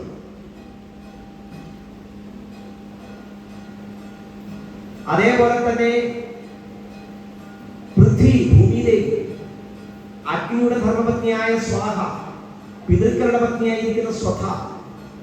ഈ അംശസ്വരൂപങ്ങൾ ഈ പ്രപഞ്ചത്തിലെ എല്ലാ ക്രിയായോഗങ്ങളുമായി ബന്ധപ്പെട്ടതാണ്. സ്വാഹാദേവി പിതൃകർമ്മങ്ങളുമായി ബന്ധപ്പെട്ടതാണെങ്കിൽ അഗ്നിദേവന്റെ ധർമ്മപത്നിയായ സ്വാഹാദേവി യാഗാദി കർമ്മങ്ങളുമായിട്ട് ബന്ധപ്പെട്ടതാണെങ്കിൽ സ്വധാദേവി പിതൃകർമ്മങ്ങളുമായി ബന്ധപ്പെട്ടതാണ്. ഗംഗയാണെങ്കിലോ തീർത്ഥ മഹാത്മ്യങ്ങളിൽ ഗംഗയില്ലാതെ ഒന്നുമില്ല. അപ്പൊ ജന്മജന്മാന്തര പാപപുണ്യങ്ങളുമായി ബന്ധപ്പെട്ട ആ കർമ്മ രഹസ്യമാണ് ഗംഗ. അതേപോലെ തന്നെയാണ് തുളസിയെയും ഈ പുരാണങ്ങളൊക്കെ വർണ്ണിച്ചിട്ടുള്ളത്. ഈ സ്ത്രീ സ്വരൂപങ്ങളൊക്കെ പ്രകൃതിയാണ് എന്ന് പറഞ്ഞിട്ട് ബ്രഹ്മവൈവർത്ത പുരാണം മുന്നോട്ട് വെക്കുന്ന ഈ ആധുനിക കാലത്ത് വളരെ പ്രസക്തമായ ഒരു ആശയമുണ്ട്. യോഷിതാം അപമാനേന പ്രകൃതേശ്ച പരാഭവഃ. സ്ത്രീകളെ അപമാനിക്കുക എന്നത് പ്രകൃതിയെ അപമാനിക്കുന്നതിന് തുല്യമാണ് എന്നാണ്. അപ്പൊ ഒരു കാരണവശാലും സ്ത്രീകൾ അപമാനിക്കപ്പെടരുത് എന്ന് പറയുന്ന ഭാരതീയ സനാതന ധർമ്മത്തിന്റെ ഉദ്ബോധനം അത് വളരെ മനോഹരമായി ആവിഷ്കരിച്ചിട്ടുള്ള ഒരു പുരാണം കൂടിയാണ് ബ്രഹ്മവൈവർത്തം. അതുകൊണ്ടാണ് ബ്രഹ്മവൈവർത്ത പുരാണത്തിൽ പ്രകൃതി സ്വരൂപിണിയായ രാധയ്ക്ക് വളരെ പ്രാധാന്യം വന്നത്. ആ രാധയുടെ അംശാവതാരമായ തുളസിയെ കുറിച്ചാണ് ഈ ഗണപതി കൽപ്പം എന്ന് പറയുന്നതായ, ഗണപതി ഖണ്ഡം എന്ന് പറയുന്നതായ ബ്രഹ്മവൈവർത്ത പുരാണത്തിലെ ഭാഗം നമുക്ക് പറഞ്ഞു തരുന്നു. ഇത് മനസ്സിലാവണമെങ്കിൽ തുളസീദേവി ഗോലോകത്തിൽ ഗോപികാസ്വരൂപത്തിൽ വർത്തിച്ചിരുന്നു എന്നും സാക്ഷാൽ ശ്രീകൃഷ്ണ ഭഗവാനുമായി രമിച്ചുകൊണ്ടിരുന്ന സമയത്ത് അവിടേക്ക് കടന്നു വന്ന രാധാദേവിയെ സുദാമാവ്, ശ്രീദാമാവ് എന്ന് പേരുള്ളതായ ഗോപൻ തടഞ്ഞു. ഈ സുദാമാവ് തടഞ്ഞു കഴിഞ്ഞപ്പോ രാധാദേവിക്ക് ദേഷ്യം വന്ന് കുറെ ശകാരിച്ചു. അപ്പൊ ഈ സുദാമാവ് എന്ത് ചെയ്തു? തന്നെ അനാവശ്യമായി ശകാരിച്ച രാധാദേവിയെ അടിച്ചു. രാധാദേവി സുദാമാവിനെ ശപിച്ചു, നീ ഒരു അസുരനായി തീരട്ടെ. കൃഷ്ണനോടൊപ്പം വസിച്ചിരുന്ന വിരജ എന്നതായ ഗോപികയെയും രാധാദേവി ശപിച്ചു, നീ ഭൂമി പോയി ജനിക്കാൻ ഇടവരട്ടെ. ഇങ്ങനെ പരസ്പര ശാപത്തിന്റെ ഫലമായിട്ട് ഈ സുദാമാവ് എന്ന ഗോപൻ ശംഖചൂടൻ എന്ന അസുരനായി ഭൂമിയിൽ ജനിച്ചു. ഈ ഗോപിക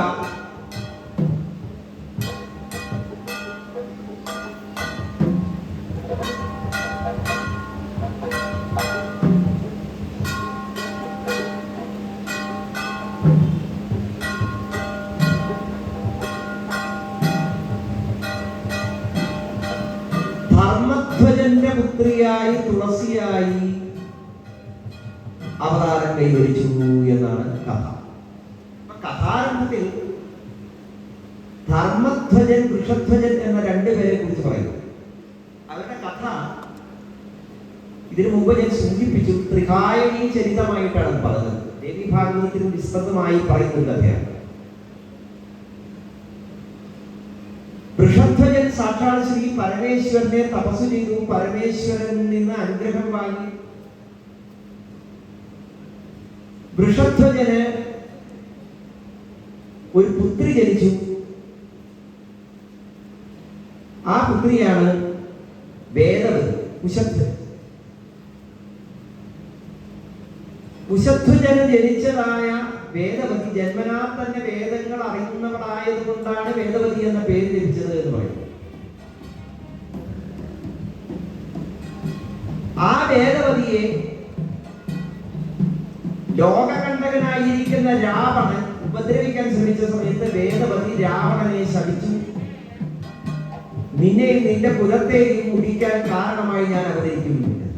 അങ്ങനെ ആ വേദവതിയാണ് പിന്നീട് സീതാദേവിയായി ജനിക്കുന്നത്. സീതാദേവിയായി ജനിച്ച സമയത്ത് രക്ഷോഗ്രനാശത്തിന് വേണ്ടതായ സമയമെടുത്തപ്പോൾ മാരീചൻ മായാവേഷം കൊണ്ട് വന്ന സമയത്ത് ഈ സീതാദേവി അഗ്നിയെ ധ്യാനിച്ചു.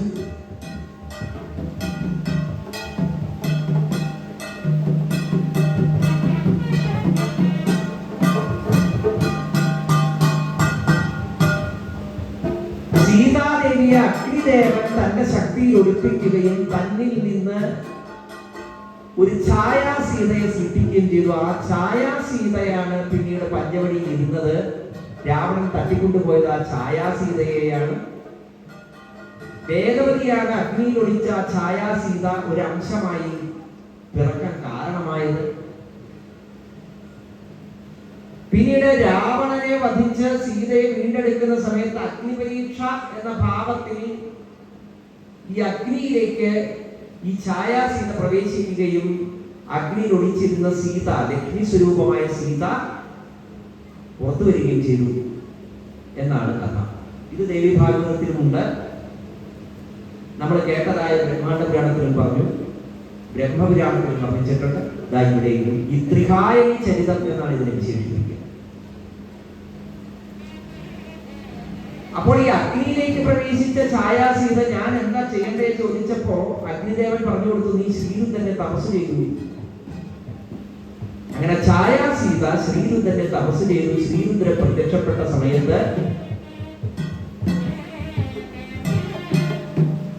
എനിക്ക് സദ്ഗുണസമ്പന്നനായ ഭർത്താവിനെ തരൂ, ഭർത്താവിനെ തരൂ, ഭർത്താവിനെ തരൂ, ഭർത്താവിനെ തരൂ, ഭർത്താവിനെ തരൂ എന്ന് 5 പ്രാവശ്യം പറഞ്ഞു. ഭഗവാനെ കണ്ട പരിഭ്രമത്തിൽ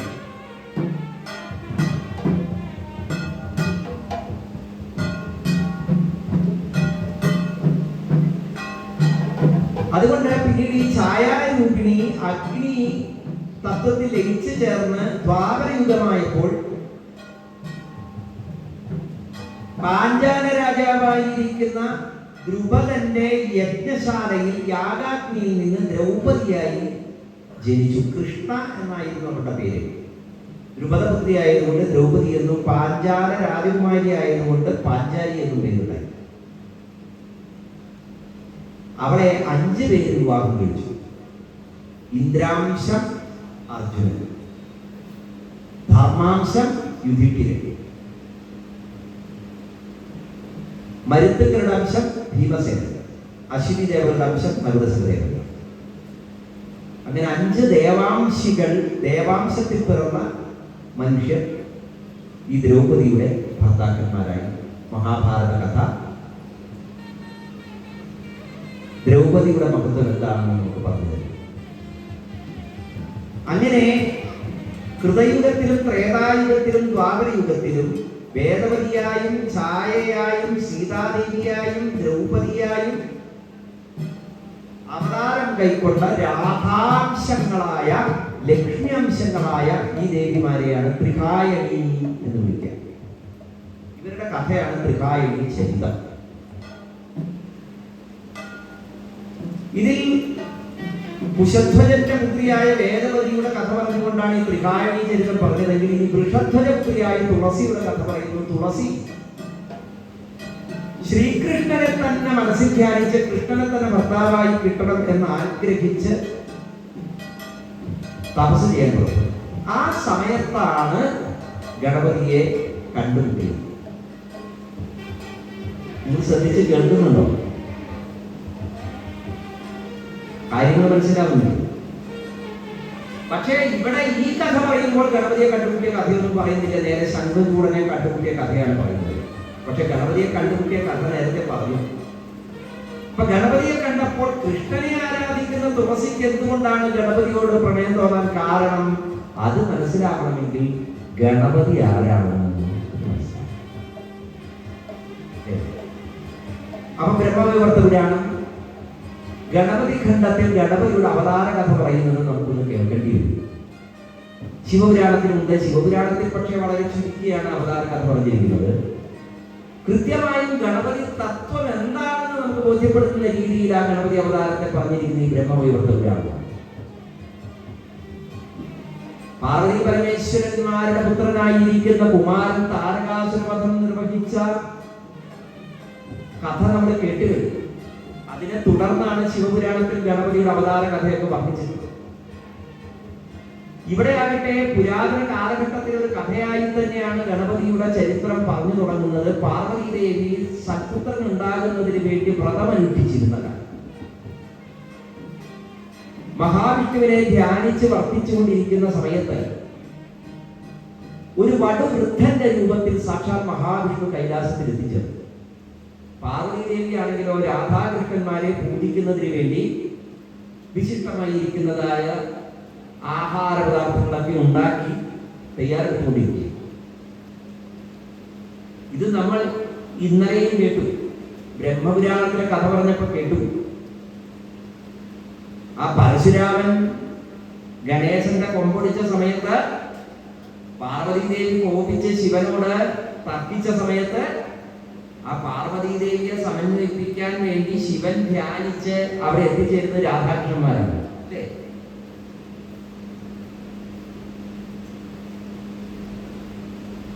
ആരെങ്കിലുമൊക്കെ തമ്മിൽ വഴക്കുണ്ടാകുമ്പോ പറഞ്ഞാൽ കേൾക്കുന്ന ആരെങ്കിലും ഇടയിൽ വന്നിട്ട് രണ്ടുപേരെയും സമാധാനിപ്പിക്കട്ടോ. അതേ ഭാവത്തിലാണ് ഇവിടെ ഒരു കൗൺസിലിംഗ് ചെയ്ത് പിണങ്ങി നിൽക്കുന്ന രണ്ടുപേരെയും ഒന്നിപ്പിക്കാൻ വേണ്ടി ബന്ധുക്കളായ ആളുകൾ അല്ലെങ്കിൽ സുഹൃത്തുക്കളായ ആളുകൾ അല്ലെങ്കിൽ തൊട്ടടുത്ത ഫ്ലാറ്റിലുള്ള മുറിയിലുള്ള ആൾക്കാർ വന്ന് പരസ്പരം സമാധാനിപ്പിക്കുന്നത് പോലെയുള്ള ഒരു മനോഹരമായ ഒരു നാടകീയമായ രംഗമായിട്ടാണ് വർണ്ണിച്ചത്. ഇവിടെയും രാധാകൃഷ്ണ സ്വരൂപങ്ങൾക്ക് തന്നെയാണ് പ്രാധാന്യം കൊടുത്തിരിക്കുന്നത് ബ്രഹ്മവൈവർത്തം. പാർവതി ദേവി അവരെ ധ്യാനിക്കാൻ വേണ്ടി അവർക്കുള്ള പൂജയ്ക്ക് വേണ്ടിയുള്ള സാധന സാമഗ്രികളൊക്കെ ഒരുക്കി ഇരിക്കുന്ന സമയത്താണ് ഈ പടുവൃദ്ധനായ വിഷ്ണുവിന്റെ വരവ്. അപ്പൊ പാർവതി ദേവി ചോദിച്ചു, അപ്പൊ അങ്ങ് എവിടെന്നാ വരുന്നത്, എന്താ അങ്ങേക്ക് വേണ്ടേ? അപ്പൊ പറഞ്ഞു, എനിക്ക് ഭക്ഷണം തരുന്നത്. പാർവതി ദേവി വിശിഷ്ട പൂജ്യങ്ങളൊക്കെ കൊടുത്തു. അദ്ദേഹത്തെ വിധിപ്രകാരം അതിഥിയായി വന്ന അദ്ദേഹത്തെ വിധിപ്രകാരം പൂജിച്ചു. ഇത് പറയുമ്പോൾ പ്രത്യേകം ഓർമ്മിക്കണം, ബ്രഹ്മവൈവർത്തകരാണ് അതിഥി പൂജയ്ക്ക് വളരെയധികം പ്രാധാന്യം നൽകുന്നതുകൂടിയാണ്. ബ്രഹ്മവൈവർത്തം പറയുന്നത് ഏതൊരു ഗൃഹത്തിൽ നിന്നാണോ ഒരു അതിഥി സന്തോഷമില്ലാതെ മടങ്ങിപ്പോകുന്നത്, ആ ഗൃഹത്തിൽ നിന്ന് അതിഥിയോടൊപ്പം ആ ഗൃഹത്തിലെ പുണ്യങ്ങളും പിതൃക്കളുടെ സാന്നിധ്യവും കൂടെ പോകുന്നു. എത്രയോ പ്രാധാന്യത്തോടു കൂടിയാണ് അതിഥി പൂജയെ കുറിച്ച് ബ്രഹ്മവൈവർത്തം പറയുന്നത് എന്ന് നമ്മൾ മനസ്സിലാക്കണം. അതിഥി ദേവോ ഭവ എന്ന പുരാതനമായ സന്ദേശം ഉൾക്കൊള്ളുന്ന കഥകളും നമുക്ക് ബ്രഹ്മവൈവർത്തത്തിൽ കാണാം. അപ്പൊ പാർവതി ദേവി ഇങ്ങനെ സന്തോഷത്തോടു വിപ്രനെ പൂജിച്ചു. മഹാവിഷ്ണു അനുഗ്രഹം കൊടുത്തു, സത്സന്താനം ഉണ്ടാവട്ടെ. പെട്ടെന്ന് ആ ബ്രാഹ്മണൻ അപ്രത്യക്ഷനായത് മാത്രമാണ് പാർവതി ദേവി കണ്ടത്. അന്ന് രാത്രി സാക്ഷാൽ മഹാദേവന്റെ അരികത്ത് ആ മഹാദേവനുമായി ശൃംഗാരഭാവത്തിൽ സ്വൈര സംഭാഷണം നടത്തിക്കൊണ്ട് വർദ്ധിക്കുന്ന സമയത്ത് മഹാദേവൻ പുഞ്ചിരി തൂക്കിക്കൊണ്ട് പാർവതി ദേവിയോട് പറഞ്ഞു, നമുക്കൊരു പുത്രൻ ദാ ജനിക്കും, ദേവിയുടെ ഈ വ്രതങ്ങൾക്കൊക്കെ വേണ്ടതുപോലെ ഫലം സിദ്ധിച്ചിരിക്കുന്നു. ഈ വിഷ്ണുവാകട്ടെ ബ്രാഹ്മണ വേഷം ധരിച്ചു വന്ന മഹാവിഷ്ണു അപ്രത്യക്ഷനാവുകയും ആ നിമിഷം തന്നെ സാക്ഷാൽ മഹാദേവ ചൈതന്യത്തിൽ വിലയം പ്രാപിക്കുകയും പിറ്റേ ദിവസം പ്രഭാതത്തിൽ പാർവതി ദേവി നോക്കുമ്പോൾ തന്റെ ശയ്യയിൽ അതിസുന്ദരനായിരിക്കും ഒരു ബാലകൻ പുഞ്ചിരി തൂങ്ങിക്കിടക്കുന്നത് കാണുകയും ചെയ്തു. ബ്രഹ്മവൈവർത്തം പറയുന്നു, സാക്ഷാൽ മഹാവിഷ്ണു തന്നെ ഗണപതിയായി അവതരിച്ചു. എന്തായി? കൃഷ്ണനെ തന്നെ വിചാരിച്ച് നടക്കുന്നതായ തുളസീദേവിക്ക് ഗണപതിയെ കണ്ടപ്പോ പ്രണയം തോന്നിയതിൽ വല്ല അത്ഭുതമുണ്ടോ? ഗോലോകത്തിൽ ഗോപികയായിരുന്നല്ലോ തുളസീദേവി. ഈ പരസ്പരമുള്ളതായ ഇത്തരത്തിലുള്ളതായ ചില ജന്മാന്തര ബന്ധങ്ങളെ കൂടി ചേർത്തിണക്കിക്കൊണ്ടാണ് ഈ കഥകൾ പറയുന്നത്. പക്ഷെ തുളസിക്ക് കൃഷ്ണനെ ലഭിച്ചില്ല, അല്ലേ? ഗണപതിയുടെ ശാപം ഈ ഒരു അസുരന്റെ വിവാഹം കഴിക്കട്ടെ. അതുകൊണ്ട് തുളസി ദേവി തപസ് ചെയ്യുന്നിടത്തേക്ക് വന്നവനാണ് ശംഖചൂടൻ എന്ന അസുരൻ. അതിനിടയിൽ തുളസി കണ്ടതായ ഗണപതിയാകട്ടെ ഗജാനനാണ്. പക്ഷെ കൈലാസത്തിൽ പാർവതി ദേവിയുടെയും ശ്രീ പരമേശ്വരന്റെയും പുത്രനായി ജനിച്ച ആ വൈഷ്ണവ തേജസ്സിൽ നിന്ന് ജനിച്ച ബാലകനാകട്ടെ ദേവസ്വരൂപിയാണ്, ആനത്തലയുള്ള ഗണപതിയാണ്. അപ്പൊ പിന്നെ ആ ബാലകൻ ഗജാനനായത് എങ്ങനെയാണ് എന്ന് കൂടി നമ്മൾ കേൾക്കണം. അത് ബ്രഹ്മവൈവർത്തം വളരെ മനോഹരമായി വർണ്ണിക്കുന്നു. നമ്മൾ ശിവപുരാണത്തിൽ കേൾക്കുന്ന കഥ അത് ആദ്യം ഞാനൊന്ന് സൂചിപ്പിക്കാം. നമ്മളെല്ലാവരും കേട്ടിട്ടുള്ളതാണ്. പാർവതി ദേവി സ്നാനം ചെയ്യുന്ന സമയത്ത് തൻ്റെ ശരീരത്തിൽ നിന്ന് ഗുണവൃത്തിയെ എടുത്ത് അതുകൊണ്ടൊരു ബാലകരൂപം ഉണ്ടാക്കി തന്റെ ഭൃത്യനാക്കി കാവൽ നിർത്തി എന്നും, കാവൽ നിൽക്കുന്ന ഭൃത്യന്റെ അരികിലേക്ക് ശ്രീ പരമേശ്വരൻ വന്നു. പരമേശ്വരനെ ആ ബാലകൻ തടുത്തു. അവർ തമ്മിൽ യുദ്ധമുണ്ടായി. പരമേശ്വരൻ തൃശൂലം കൊണ്ട് ആ ബാലകന്റെ ശിരസ് ഛേദിച്ചു. പാർവതി ദേവി കോപിച്ചു. ലോകം മുഴുവൻ ഇപ്പോൾ സംഹരിക്കുമെന്ന ഭാവത്തിൽ പാർവതി ദേവി താണ്ഡവ നൃത്തം തുടങ്ങിക്കഴിഞ്ഞപ്പോൾ ദേവന്മാരെല്ലാവരും സ്തുതിച്ച് അതാ ഒരു ആനത്തല ആ ബാലകന് ചേർത്ത് വെച്ചുകൊണ്ട് ഗജാനനൻ ഉണ്ടായി എന്ന് ശിവപുരാണം പറയുന്നു. വായുപുരാണത്തിൽ ഈ വർണ്ണന കാണാം. പക്ഷെ ബ്രഹ്മവൈവർത്ത പുരാണത്തിൽ കുറച്ചുകൂടി ഭേദമുണ്ട്. ബ്രഹ്മവൈവർത്ത പുരാണത്തിൽ മാത്രമല്ല, മറ്റു പല പുരാണങ്ങളിലും ഇനി പറയാൻ പോകുന്ന കഥയുടെ വ്യത്യസ്തമായിരിക്കുന്ന രീതിയിലുള്ള വർണ്ണനകൾ നമുക്ക് കാണാം. പാർവതി ദേവിക്ക് ഇങ്ങനെ ഒരു പുത്രൻ ഉണ്ടായപ്പോൾ ലോകത്തിലുള്ള സകല ദേവതകളും ആ പാർവതി ദേവിയെ കണ്ട്, ആ പുത്രനെ കണ്ട് അനുഗ്രഹം നേടുന്നതിന് വേണ്ടി കൈലാസത്തിലേക്ക് വരിക. അങ്ങനെ ദേവതകളൊക്കെ വരുന്ന സമയത്ത് ഇന്ദ്രൻ, അഗ്നി, യമൻ, വരുണൻ, വായു ഇവരൊക്കെ വന്ന് സ്തുതിക്കുന്നുണ്ട്. ഓരോരുത്തരും വന്നിട്ട് ഈ ബാലകന് അവരവരുടേതായിരിക്കുന്ന ശക്തിയാണ് അനുഗ്രഹമായിട്ട് കൊടുക്കുന്നത്. സർപ്പദേവൻ പറയുന്നു, എന്നിലുള്ളതായ സംഹാരശക്തിയും ധർമ്മ ചിന്തയും എല്ലാം ഈ ബാലകനിൽ ഉണ്ടാവട്ടെ എന്ന് ധർമ്മദേവൻ അനുഗ്രഹിക്കുമ്പോൾ ഇന്ദ്രൻ അനുഗ്രഹിക്കുന്നു, സൗന്ദര്യം ഉണ്ടാവട്ടെ, ബലം ഉണ്ടാവട്ടെ. അഗ്നിദേവൻ അനുഗ്രഹിക്കുന്നു. ഇങ്ങനെ ഓരോരുത്തരും അവരവരുടേതായിരിക്കുന്ന ശക്തികളാണ് ഈ പാർവതി കുമാരന് പകർന്നു കൊടുത്തുകൊണ്ടിരിക്കുന്നത്.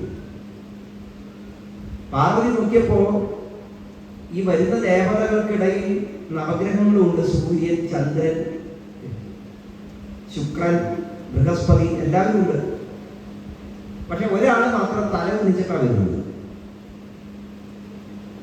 അപ്പൊ പാർവതി ദേവി ചോദിച്ചു, ഇതെന്താ നീ തല കുനിച്ച് വരണേ ചോദിച്ചു. അത് വേറെ ആരുമില്ല, സാക്ഷാൽ ശനീശ്വരനാണ്. ശനി.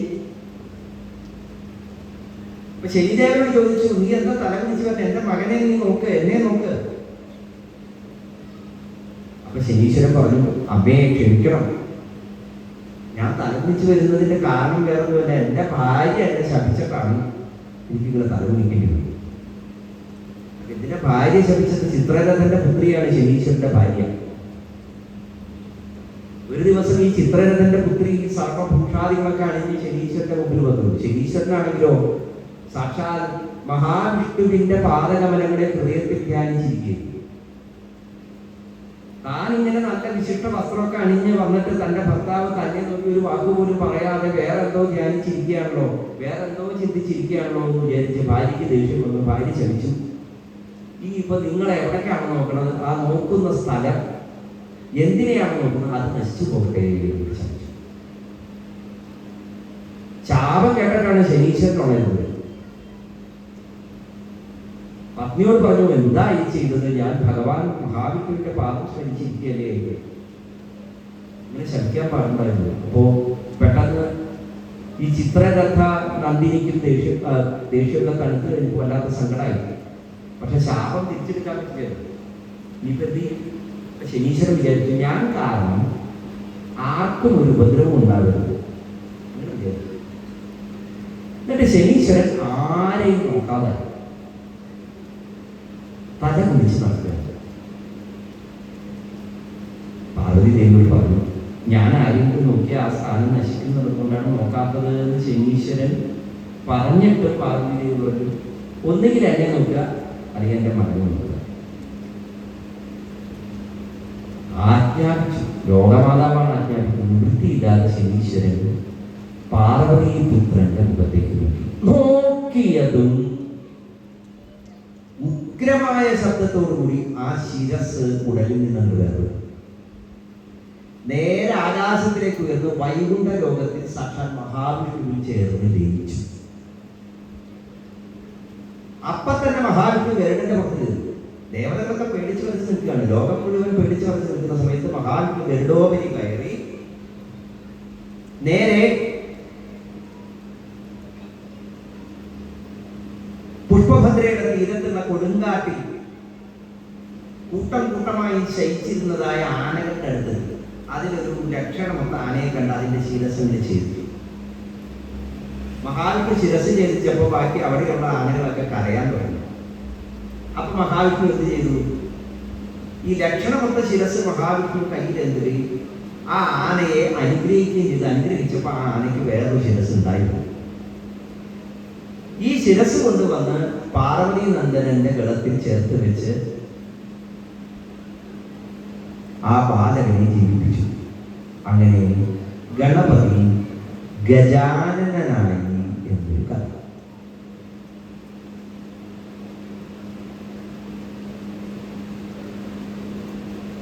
അപ്പൊ ആ ശനീശ്വരനെ എല്ലാവരും കുറ്റപ്പെടുത്താൻ തുടങ്ങി. ഈ ശനി നോക്കിയ കാരണല്ലേ ഈ പാർവതി നന്ദന്റെ ശിരസ് ഛേദിക്കപ്പെട്ടത്. എല്ലാവരും ഈ ശനിയെ കുറ്റപ്പെടുത്തുന്ന സമയത്ത് പെട്ടെന്ന് ബ്രഹ്മാവൊക്കെ പ്രത്യക്ഷപ്പെട്ടിട്ട് പറഞ്ഞു, നിങ്ങളൊക്കെ ഈ ശനിയെ കുറ്റം പറഞ്ഞിട്ട് എന്ത് കാര്യം? പാർവതി ദേവിക്ക് ദേഷ്യം വന്ന് നിൽക്കുകയാണ്. പാർവതി ദേവിയോട് പറഞ്ഞു, ദേവി അവിടുന്ന് പറഞ്ഞിട്ടല്ലേ ശനി നോക്കിയത്, ശനി ഇതിൽ തെറ്റുകാരനല്ല. അപ്പൊ പാർവതി ദേവി ശബ്ദയായി ശനിയെ അനുഗ്രഹിച്ചു.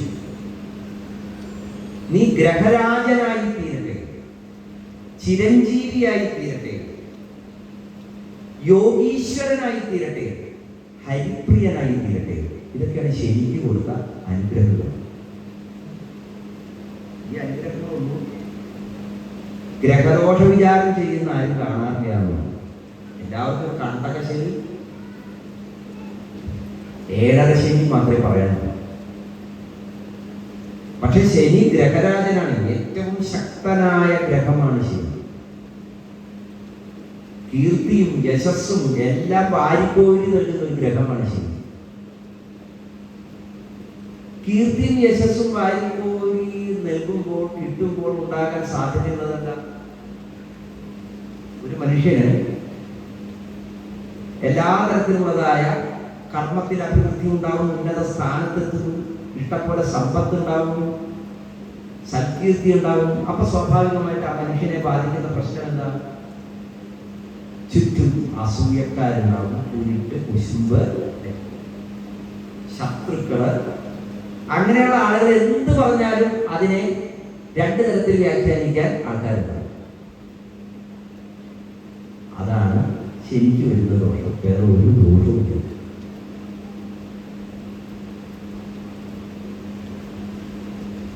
അതുകൊണ്ടാണ് ശരിയെ മന്ദൻ എന്ന് വിളിക്കും, ശനൈശ്ചരൻ എന്ന് വിളിക്കും. താഴേക്ക് നോക്കി നടക്കുന്ന കാരണം വേഗത ഇത്തിരി കുറവാണ്. ഇങ്ങനെയുള്ളതായ ഗണേശ അവതാരം സാക്ഷാൽ വിഷ്ണു തന്നെയാണ് ഗണേശൻ എന്ന ആ തത്വത്തെ നമുക്ക് പറഞ്ഞു തരാൻ വേണ്ടിയിട്ടാണ് ബ്രഹ്മവൈവർത്ത പുരാണം വിശദീകരിക്കുന്നത്.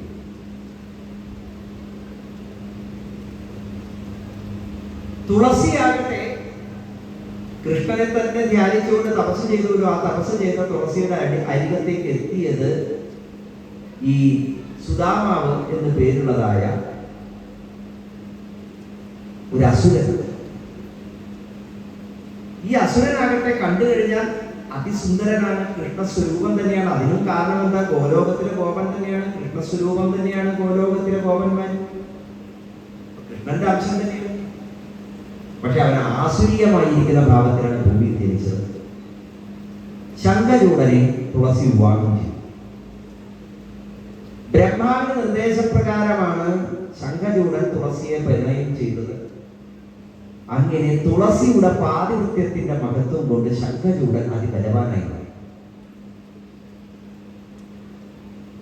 ത്രൈലോക്യങ്ങളെയും കീഴടക്കാനുള്ള ശക്തി ആ അസുരന് ലഭിച്ചു. ദേവന്മാരൊക്കെ വല്ലാതെ വിഷമിച്ചു. ശംഖചൂഡൻ ഇപ്പൊ സ്വർഗത്തെ കീഴടക്കി, ഭൂമിയെ കീഴടക്കി, അതിലന്തരതലാതരസാധനപാതാളാദി ലോകങ്ങളെയൊക്കെ കീഴടക്കി. ഈ ശംഖചൂഡനുമായി യുദ്ധം ചെയ്തിട്ട് ആർക്കും ജയിക്കാൻ പറ്റുന്നില്ല. സാക്ഷാത് കാലന്റെ ദണ്ഡത്തെ പോലും ഭയമില്ലാത്തവനാണല്ലോ ഈ ശംഖചൂഡൻ. അവൻ ജനിച്ചപ്പോൾ തന്നെ ഉഗ്രമായിരിക്കുന്ന ശംഖിന്റെ പുറന്തോട് പോലെ കട്ടിയുള്ളതായ ഒരു കവചം ഉണ്ടായിരുന്നു. അതുകൊണ്ടാണ് അവന് ശംഖചൂഡൻ എന്നുള്ള പേര് തന്നെ ലഭിച്ചത്. എല്ലാവരും ചെന്ന് മഹേശ്വരനെ ശരണം പ്രാപിച്ചു. മഹേശ്വരൻ പറഞ്ഞു, ഞാൻ ശംഖചൂഡനെ വധിക്കാം, പക്ഷേ ഈ തുളസി അനവധി തരത്തിലുള്ള വ്രതങ്ങളൊക്കെ അനുഷ്ഠിക്കുന്നവളാണ്. അവരുടെ ഈ വ്രതശുദ്ധി നിലനിൽക്കുന്നിടത്തോളം കാലം ഈ ശംഖചൂഡനെ വധിക്കാൻ സാധിക്കുകയില്ല. അപ്പൊ അതുകൊണ്ട് തുളസിയുടെ വ്രതത്തിന് ഭംഗം വരണം. അതിന് സാക്ഷാൽ ഭഗവാൻ തന്നെ വിചാരിക്കണം, വിഷ്ണു തന്നെ വിചാരിക്കണം. കാരണം എന്താ? ഈ വിഷ്ണുവിന്റെ സ്വരൂപം തന്നെയാണ്, അംശം തന്നെയാണ് ഈ ശംഖചൂഡൻ. ആ വിഷ്ണുവിന്റെ പ്രാണാധിക പ്രിയയായിരിക്കുന്ന രാധയുടെ അംശം തന്നെയാണ് ഈ തുളസി. അപ്പോൾ വിഷ്ണുവിന്റെ മായ കൊണ്ട് മാത്രമേ ഇപ്പോൾ ലോകത്തിനെ ഗ്രസിച്ചിരിക്കുന്നതായി ഈ ശംഖചൂഡൻ എന്ന ആസുരീയ ശക്തിയെ നശിപ്പിക്കാൻ സാധിക്കൂ എന്ന് മഹേശ്വരന്റെ വാക്കുകൾ കേട്ട് എല്ലാവരും വിഷ്ണുവിന്റെ അടുത്ത് ചെന്നു. മഹാവിഷ്ണു ശ്രീ പരമേശ്വരനെ ശംഖചൂഡവധത്തിന് സഹായിക്കുന്നതിന് വേണ്ടി ഈ തുളസിയുടെ അരികിലേക്ക് ശംഖചൂഡന്റെ രൂപം ധരിച്ചെത്തി. ഞാൻ തന്നെയാണ് ശംഖചൂഡൻ എന്ന കാര്യം തുളസിയെ ബോധ്യപ്പെടുത്തുക എന്ന ഒരു ഉദ്ദേശം കൂടി ഉണ്ടായിരുന്നു. പക്ഷെ ഭൂമിയിലെ മായ ശക്തി അത്രയും ദൃഢമാണ് എന്നുള്ളതിനാൽ തുളസിക്ക് അത് മനസ്സിലായില്ല. പക്ഷെ തുളസി ഈ വരുന്ന തന്റെ ഭർത്താവാണ് എന്ന് വിചാരിച്ച് പരിചരിക്കും. ആ ശംഖചൂഡനൊപ്പം കഴിയുകയും ചെയ്തു. മായാശംഖചൂഡനൊപ്പം കുറെ കാലം ജീവിച്ചു. ആ തക്കം നോക്കി ശംഖചൂഡൻ അവിടെ മഹേശ്വരനുമായിട്ട് യുദ്ധം ചെയ്യുകയായിരുന്നു. ആ യുദ്ധത്തിൽ തുളസിക്ക് വ്രതഭംഗം വന്നു എന്ന് മനസ്സിലാക്കി മഹാദേവൻ ശംഖചൂഡനെ വധിച്ചു. ശംഖചൂഡൻ യുദ്ധകളത്തിൽ മരിച്ചു വീണ സമയത്ത് മായാസ്വരൂപം വിട്ടു വിഷ്ണു സ്വരൂപമായി തുളസിക്ക് ദർശനം കൊടുത്തു. അതോടുകൂടി തുളസിക്ക് ആകെ മതിഭ്രമം വന്നതുപോലെയായി. വിഷ്ണുവിനെ ശമിച്ചു. നിനക്ക് കല്ലിനെ പോലെ ഹൃദയമാണ്, അതുകൊണ്ട് നീ ഒരു കല്ലായി തീരട്ടെ എന്നാണ് തുളസി ദേവി ശമിച്ചത്. തുളസിയുടെ ശാപത്താൽ സാക്ഷാൽ മഹാവിഷ്ണു കല്ലായി തീർന്ന് ഗണ്ഡകി നദിയിൽ അംശം കൊണ്ട് അവതാരം വയ്ക്കുന്നു. ആ കല്ലുകളെയാണ് നമ്മൾ സാളഗ്രാമശിലകൾ എന്ന് വിളിക്കുന്നത് എന്നാണ് പുരാണം പൂജിക്കുന്നത്. ശിവപുരാണത്തിൽ അതിന്റെ ഫലശ്രുതിയായി പറയുന്നു, സാളഗ്രാമത്തിൽ നിന്ന് തുളസിയെ വേർപെടുത്തുന്നത് ദോഷമാണ്. അപ്പൊ അത്രയ്ക്കധികം പ്രാധാന്യം സാളഗ്രാമത്തിൽ തുളസി അർച്ചന ചെയ്യുന്നതിലൂടെയുണ്ട്. അത് ലഭിച്ചത് എങ്ങനെയാണ്? ഈ തുളസിയെ മഹാവിഷ്ണു അനുഗ്രഹിക്കുന്നു. എന്നും എൻ്റെ പ്രാണാധിക പ്രിയയായി തന്നെ നീ വർദ്ധിക്കും. കലികാലത്തിൽ നീ ഭൂമിയിൽ രാധാശാപത്തെ പൂർത്തീകരിക്കുന്നതിന് വേണ്ടി ഒരു സസ്യമായി ജനിക്കും. അന്ന് എനിക്ക് ഏറ്റവും പ്രിയപ്പെട്ടവളായ നിന്നെ കൊണ്ട് ഞാൻ സകല ആരാധനകളെയും സ്വീകരിക്കും എന്ന് ഭഗവാൻ പറയുന്നു. ഇനിയൊന്ന് ആലോചിച്ച് നോക്കൂ. ആ ഭഗവാൻ തന്നെയാണ്, കൃഷ്ണൻ തന്നെയാണ് ഗണപതി ചൈതന്യമായി മാറിയിട്ടുള്ളത് എങ്കിൽ ആ ഗണപതിക്ക് തുളസി വിരുദ്ധമാണ്. ആണോ? അല്ല. അപ്പൊ പുരാണ കഥകളിലെ സാങ്കത്യം എന്താണെന്ന് മനസ്സിലാക്കണമെങ്കിൽ അതിലെ ഏതെങ്കിലും ഒരു പുരാണത്തിൽ ഒരു കാര്യം പറഞ്ഞു എന്ന് വിചാരിച്ച് അതിനെ മാത്രം എടുത്ത് പ്രമാണമാക്കാൻ കഴിയില്ല. അല്ലെങ്കിൽ പുരാണങ്ങളൊന്നും പ്രമാണ ഗ്രന്ഥങ്ങളല്ല. പ്രമാണം എന്ന് പറയുന്ന ക്രിയായോഗത്തിന്റെ പ്രമാണം, ക്രിയകളുമായി ബന്ധപ്പെട്ട നിയമങ്ങൾ, അതൊരിക്കലും പുസ്തകങ്ങളിൽ ഉള്ളതല്ല. പ്രമാണങ്ങൾ, ക്രിയായോഗത്തിന്റെ പ്രമാണം പരമ്പരയാ ചെയ്ത് ചെയ്ത് ചെയ്ത് ചെയ്ത് അനുഭവങ്ങളിലൂടെ സിദ്ധിച്ച ഗുരുപദേശമാണ്.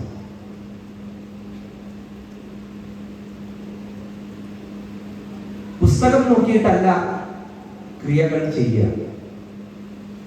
സംശയ നിവാരണികൾ മാത്രമാണ് തന്ത്രഗ്രന്ഥങ്ങൾ. പലരുടെയും വിചാരം തന്ത്രഗ്രന്ഥങ്ങളാണ് താന്ത്രിക വിധാനങ്ങൾക്കൊക്കെ പ്രമാണം. എന്നിട്ടാണ് ചില ആധുനികരായിരിക്കുന്ന ബുദ്ധിജീവികൾ പല പല യൂണിവേഴ്സിറ്റികളിലും അവരവർക്ക് എളുപ്പത്തിൽ എന്താണ് നേടാൻ സാധിക്കുക എന്ന് അന്വേഷിച്ച് നടക്കുന്ന കൂട്ടത്തിലുള്ള ആളുകൾ സംസ്കൃതം പഠിക്കും. സംസ്കൃതം പഠിക്കുന്നത് സംസ്കൃതത്തിനോടുള്ളതായ താല്പര്യം ഉണ്ടായിട്ടൊന്നുമല്ല. ആ സംസ്കൃതം പഠിച്ച് ഏതെങ്കിലും യൂണിവേഴ്സിറ്റികളിലൊക്കെ പോയി റിസർച്ച് ചെയ്ത് സംസ്കൃതത്തിലുള്ള ഗ്രന്ഥങ്ങളെ, ഹൈന്ദവ ഗ്രന്ഥങ്ങളെ, ഭാരതീയ ദർശനങ്ങളെ കുറിച്ചൊക്കെ എങ്ങനെയൊക്കെ അതിനെ വിമർശിച്ച് അതിനെ ഇകഴ്ത്തി പുതിയ തലമുറയെ തെറ്റിദ്ധരിപ്പിക്കാമോ അത്തരത്തിലുള്ളതായ പ്രബന്ധങ്ങൾ ഉണ്ടാക്കി തിസിസുകൾ സമർപ്പിച്ച് ഡോക്ടറേറ്റുകൾ നേടി അതിന്റെ പുറത്ത് പുരസ്കാരങ്ങളാൽ ആനന്ദ നൃത്തം ചെയ്യുന്നവരായ കുറെ ആളുകൾ. അത്തരത്തിലുള്ള ആളുകളിൽ ചിലര് ഈ തന്ത്രശാസ്ത്രത്തെ എടുത്ത് വിമർശിക്കുന്നുണ്ട്. ഇപ്പോൾ ക്ഷേത്രങ്ങളിൽ നടക്കുന്നതൊന്നും ഈ തന്ത്രശാസ്ത്രം അനുസരിച്ചുള്ളതല്ല. തന്ത്രശാസ്ത്രത്തെ അതേപടി അനുസരിച്ച് കഴിഞ്ഞാൽ ക്ഷേത്രത്തിലെ പല കാര്യങ്ങളും ആചാരങ്ങളും മാറ്റിവെക്കേണ്ടി വരും. അല്ലെങ്കിൽ ഈ ആചാരങ്ങളൊക്കെ എവിടെ നിന്നുണ്ടായി? പിന്നെ തന്ത്രശാസ്ത്ര ഗ്രന്ഥങ്ങൾ എന്ന് പറയുന്നത് ഏതൊക്കെയോ ബ്രാഹ്മണരെ കെട്ടിച്ചമച്ചുണ്ടാക്കിയതായ പുസ്തകങ്ങളാണ്. അതിലിപ്പോ സംശയമൊന്നുമില്ല. പുളിക്കാട്ടി പച്ചയായാലും കൈക്കര പച്ചയായാലും അതൊക്കെ ഓരോ പഴയ കാലത്തെ ബ്രാഹ്മണരായിട്ടുള്ള ആളുകള്, തന്ത്ര കാര്യങ്ങൾ ചെയ്തിരുന്ന ആളുകളിൽ പ്രമുഖരായിട്ടുള്ള ചില ആളുകൾ പരമ്പരയാ ചെയ്തു വന്നിരുന്ന കാര്യത്തെ കുറിച്ച് വരും തലമുറകൾക്ക് ഈ ക്രിയ ചെയ്ത് പല സംശയങ്ങളും ഉണ്ടാകാൻ സാധ്യതയുണ്ട് എന്ന് മനസ്സിലാക്കി സംശയ നിവാരണത്തിന് വേണ്ടി അതിനെയൊക്കെ സൂത്രങ്ങളാക്കിയും ശ്ലോകരൂപത്തിലും ഒക്കെ എഴുതി വെച്ച ഗ്രന്ഥങ്ങൾ തന്നെയാണ് ഈ കൈനിക്കരപ്പച്ചയും പുലിക്കാട്ടുപച്ചയും. കൈനിക്കരപ്പച്ചയും പുലിക്കാട്ടുപച്ചയും മാത്രമേ കേരളത്തിൽ എല്ലാവർക്കും അറിയാം. അത് കൂടാതെ ഒരു പച്ചയും കൂടി ഉണ്ട്, അതാണ് കിഴക്കേടത്ത് വെച്ച. ആ കിഴക്കേടത്ത് വെച്ചതിലുള്ള കാര്യങ്ങൾ ഇപ്പോൾ നിങ്ങളിപ്പോൾ ഇവിടെ കണ്ട, ഇന്ന് കാലത്ത് കണ്ട കോമൊക്കെ അതാണ്. എന്ന് വെച്ചാൽ ഞങ്ങളുടെ ഇന്നത്തെ പാരമ്പര്യത്തിൽ ഓലക്കെട്ടില് ഏതോ പഴയ ഗുരുദശന്മാർ എഴുതി വെച്ച ശ്രീ വിദ്യാസമ്പ്രദായ പ്രകാരമുള്ള ക്രിയകളുടെ താന്ത്രികമായി ചില വിവരങ്ങൾ അതിങ്ങനെ പുസ്തക രൂപത്തിലാക്കി പ്രസിദ്ധീകരിച്ചിട്ടില്ലാത്തത് കൊണ്ട് അതാരും അറിഞ്ഞിട്ടില്ല എന്നാണ്. പക്ഷെ ഈ കൈനിക്കരപ്പച്ചയും തന്ത്രനിഘണ്ടുവിനെയൊക്കെ ആധാരമാക്കി അനവധി വ്യാഖ്യാന ഗ്രന്ഥങ്ങൾ പിന്നെയും ഉണ്ടായി. പക്ഷെ എല്ലാവരുടെയും വിചാരം ഈ പുസ്തകങ്ങളാണ് പ്രമാണങ്ങൾ എന്നാണ്. ഒരിക്കലുമല്ല. ക്ഷേത്രത്തിലെ താന്ത്രിക അനുഷ്ഠാനങ്ങൾക്ക്, ആചാര പദ്ധതികൾക്ക് ഒക്കെ പ്രമാണം എന്ന് പറയുന്നത് പൂർവ ആചാര്യന്മാരെ അനുഷ്ഠിച്ച് അവർക്ക് അനുഭവ തലത്തിലുണ്ടായതായി ഈശ്വരീയമായിരിക്കുന്ന യാതൊക്കെ ഉണ്ടോ അതിനെയൊക്കെയാണ് പ്രമാണങ്ങൾ എന്ന് പറയുക. അത് ഗുരുപദേശത്തിലൂടെ, ആചാര്യ പരമ്പരകളിലൂടെ ക്രിയായോഗ പദ്ധതികൾ ചെയ്യുന്നവരായിരിക്കുന്ന ആളുകളുടെ നിത്യപരിചയത്തിലൂടെ ഒക്കെ വരുന്നതായ യാതൊന്നുണ്ടോ അതാണ് താന്ത്രികമായ പ്രമാണങ്ങൾ. ഇനിയിപ്പോ ചിലപ്പോൾ സൂക്ഷ്മമായ ചില ക്രമങ്ങൾക്കൊക്കെ സംശയം തോന്നുന്നുണ്ടെങ്കിൽ ആ സംശയ നിവാരണത്തിന് വേണ്ടിയാണ് ഈ ഗ്രന്ഥങ്ങളെയൊക്കെ നമ്മൾ സമീപിക്കേണ്ടത് എന്നാണ് പറഞ്ഞത്. കാരണം ഈ ഗ്രന്ഥങ്ങളൊന്നും വിസ്തരിച്ച് സമ്പൂർണ്ണമായി പറയുന്ന ഗ്രന്ഥങ്ങളെല്ലാം ഒക്കെ ചുരുക്കിയാണ് പറയുന്നത്.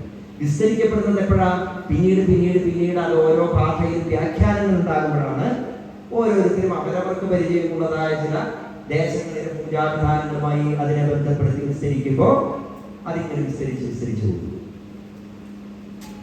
അപ്പൊ ഈ ആചാര്യ പദ്ധതികൾ അനുസരിച്ചുള്ളതായ പ്രമാണങ്ങൾ ഓരോ ദേശത്തിനും ഓരോ കാലത്തിനും അനുസരിച്ച് ഓരോ ക്ഷേത്രങ്ങളിൽ ഉണ്ടായി വന്നിട്ടുള്ളതാണ്. അപ്പൊ അതിനെയൊന്നും നമ്മൾ പ്രമാണങ്ങളായി എടുക്കരുത് എന്ന് പറയുന്നത് പോലെയാണ് പുരാണങ്ങളിലെ കഥകൾ. നമ്മൾ ഈ പറയുന്ന ക്രിയായോഗ പദ്ധതിയിലും നമ്മൾ ആരാധിക്കുന്ന ഈശ്വര സഭകളിലും ഈശ്വര ഭാവങ്ങളിലും ഒക്കെയുള്ളതായ ചില പ്രതീകങ്ങളുടെ സൗന്ദര്യങ്ങളെ വേണ്ടതുപോലെ മനസ്സിലാക്കാനും അത് മനസ്സിലാക്കിക്കൊണ്ട് ആനന്ദിക്കാനുമുള്ളതാണ് ഈ പുരാണം. അതോടൊപ്പം ചില ദർശനങ്ങളെ കുറിച്ചുള്ളതായ അവബോധം നമുക്കുണ്ടാകും. ഭക്തിയോഗത്തിന്റെ വിവിധങ്ങളായിരിക്കുന്ന തലങ്ങളെ സ്പർശിച്ചുകൊണ്ട് ഈ പുരാണത്തിൽ ഈ കഥകളൊക്കെ വ്യാഖ്യാനം ചെയ്തിരിക്കുന്നതിനാൽ നമ്മുടെ ഉള്ളിലുള്ളതായ ഈശ്വരീയമായിരിക്കുന്ന സങ്കല്പങ്ങൾക്ക് കുറച്ചുകൂടി തീവ്രമായ ഭാവം കൈവരിക്കാൻ സാധിക്കും. ഇങ്ങനെ തുളസിയുടെ കഥ പറഞ്ഞ് സാളഗ്രാമത്തിന്റെ മാഹാത്മ്യത്തെ സൂചിപ്പിക്കുന്നുണ്ട് ദേവീഭാഗവതം. ഈ സാളഗ്രാമം എന്ന് പറഞ്ഞാൽ ശിലകളാണ് അല്ലേ? അങ്ങനെയുള്ള ഈ കല്ലുകള് ആരാധിക്കുന്നതിന്റെ സാങ്കത്യം എന്ത് എന്ന് ചോദിച്ച് അതും ഇത്തരത്തിലുള്ളതായ ആളുകളിലൂടെ വിമർശനാത്മകമായ പഠനങ്ങളായിട്ട് എന്തൊക്കെയോ വലിയ രഹസ്യം ലോകത്തോട് വിളിച്ച് ഓതുന്നത് പോലെ ഞാൻ കണ്ടിട്ടുണ്ട്. ഏതോ ഒരു വീടി സ്വയം ശാസ്ത്രജ്ഞനാണെന്ന് സ്വയം വിശേഷിപ്പിച്ചുകൊണ്ട് ഒരാൾ ഈ സാളഗ്രാമം ഇങ്ങനെ കയ്യിലെടുത്തിട്ട് അതങ്ങടെ അങ്ങോട്ട് പൊട്ടിച്ച് കാണിച്ചു തരികയാണ്. കണ്ടോ, ഇത് വെറും കല്ലാണ്. ഇതിനുള്ളിൽ ഇങ്ങനെ കാണുന്നതൊക്കെ ഈ ധാതുക്കളുടെ പലതരത്തിലുള്ളതായ കൂടിച്ചേരലുകളെ കൊണ്ട് സ്വയം ഉണ്ടായി വരുന്ന ഈ ആകൃതികളാണ് ഇത് എന്നൊക്കെ പറഞ്ഞ് കാണിച്ചു തരിക. അല്ലെങ്കിൽ ഇതൊക്കെ പൊട്ടിച്ചു കഴിഞ്ഞാൽ ഇതിനുള്ളിൽ വിഷ്ണുവിനെയൊന്നും കാണില്ല. കാണോ? അങ്ങനെ കാണുന്നതിന് സാളഗ്രാമം വെച്ച് പൂജിക്കല്ലോ വേണ്ടത്.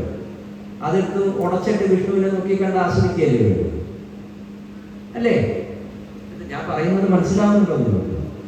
മനസ്സിലാവുന്നുണ്ടെങ്കിൽ തുടരുന്നുള്ളൂ. മനസ്സിലാവുന്നില്ലെങ്കിൽ ഇപ്പൊ നിർത്തണം. കാരണം എന്താ വെച്ചാൽ നിങ്ങൾ തെറ്റിദ്ധരിക്കും. ഞാനൊക്കെ കുട്ടിക്കാലത്ത് അമ്പലത്തിലൊക്കെ ഓടിക്കളിക്കുന്ന സമയത്ത് വലിയ ഏക്കന്മാരെന്നെ പറ്റിക്കാറുണ്ട്. എന്താണെന്ന് അറിയില്ല, ഈ അമ്പലത്തിൽ നിൽക്കുന്ന ആലുണ്ടല്ലോ, ഈ ആലുമരത്തിലുള്ള ആലിന്റെ ഇലയിൽ കൃഷ്ണനുണ്ട് എന്ന് പറഞ്ഞിട്ട് ഈ ആലിന്റെ ഇല പൊളിച്ചു കഴിഞ്ഞാൽ കൃഷ്ണനെ കാണാൻ മതി. എങ്ങനെ പൊളിക്കേണ്ടതല്ല, നേരെയല്ല, അതിന്റെ വശമുണ്ട്, നേരത്തെ ഭാഗം അതിങ്ങനെ നേരെ പകുതിയായിട്ട് പൊളിച്ചു കഴിഞ്ഞ് ഉറപ്പായിട്ട് കൃഷ്ണനെ കാണുമെന്ന് പറഞ്ഞിട്ട് ഞാനൊക്കെ മണിക്കൂറുകൾ അത് പൊളിക്കാൻ വേണ്ടി ശ്രമിച്ചിരുന്നത് എനിക്കിപ്പോഴും ഓർമ്മ വരുന്നു. അപ്പൊ സാളഗ്രാമം വിഷ്ണുവിനെ ആരാധിക്കാനുള്ളതായ ഒരു ശിലയാണ്, അതൊരു വിശേഷ ശിലയാണ് എന്ന് നമ്മുടെ പുരാണങ്ങളിലും നമ്മുടെ പൂർവ്വകാരണവന്മാരും ഒക്കെ നമുക്ക് പറഞ്ഞു തന്നിട്ടുണ്ട്. എന്ന് പറയുമ്പോൾ ഇവിടെ ഇന്നത്തെ വലിയ ശാസ്ത്രജ്ഞന്മാരെന്ന പറഞ്ഞുകൊണ്ട് നിരീശ്വരവാദം പ്രചരിപ്പിക്കാനും എന്തൊക്കെയോ വലിയ വിപ്ലവാത്മകമായിരിക്കുന്ന തത്വോപദേശങ്ങൾ ഞാൻ ലോകത്തിന് കൊടുക്കുന്നു എന്നുള്ള ഭാവത്തിലും ഒക്കെ കാണിച്ചു കൂട്ടുന്ന കോമാളിത്തരങ്ങളായിട്ടാണ് ഇതിനെ പറയേണ്ടത്. സാളഗ്രാമം എടുക്കുക, പൊട്ടിക്കുക എന്ന് പറയുകയാണ്. ഇതിൻ്റെ ഉള്ളിലത് മണ്ണാണ്. കണ്ടോ, ഇതിന്റെ ആകൃതി എന്ന് പറഞ്ഞാൽ വെള്ളം വീണ് അതിന് സ്വയം സംഭവിക്കുന്ന ആകൃതികളാണ്, അല്ലാണ്ട് ഇത് വേറെ വൈശിഷ്ട്യങ്ങളൊന്നും ഇല്ല എന്നൊക്കെ പറയുമ്പോൾ വൈശിഷ്ട്യമുണ്ടോ ഇല്ലയോ എന്ന് പറയേണ്ടത് അത് ആരാധിക്കുന്നവരാണ് അല്ലേ? ധാതുക്കളിൽ എന്തെങ്കിലും പ്രത്യേകതയുണ്ടോ എന്ന് പറയേണ്ടത് ധാതുക്കളെ കുറിച്ച് പഠിക്കുന്നവരായ ശാസ്ത്രജ്ഞന്മാരാണ്, അത് ഭക്തന്മാരാണ്. ആണോ? നമ്മളെ സംബന്ധിച്ചിടത്തോളം ആ സാളഗ്രാമ ശിലകൾ വളരെ പൂർവികമായിരിക്കുന്ന കാലം തൊട്ടേ ആരാധിക്കുന്നതായ ഒന്നാണ്.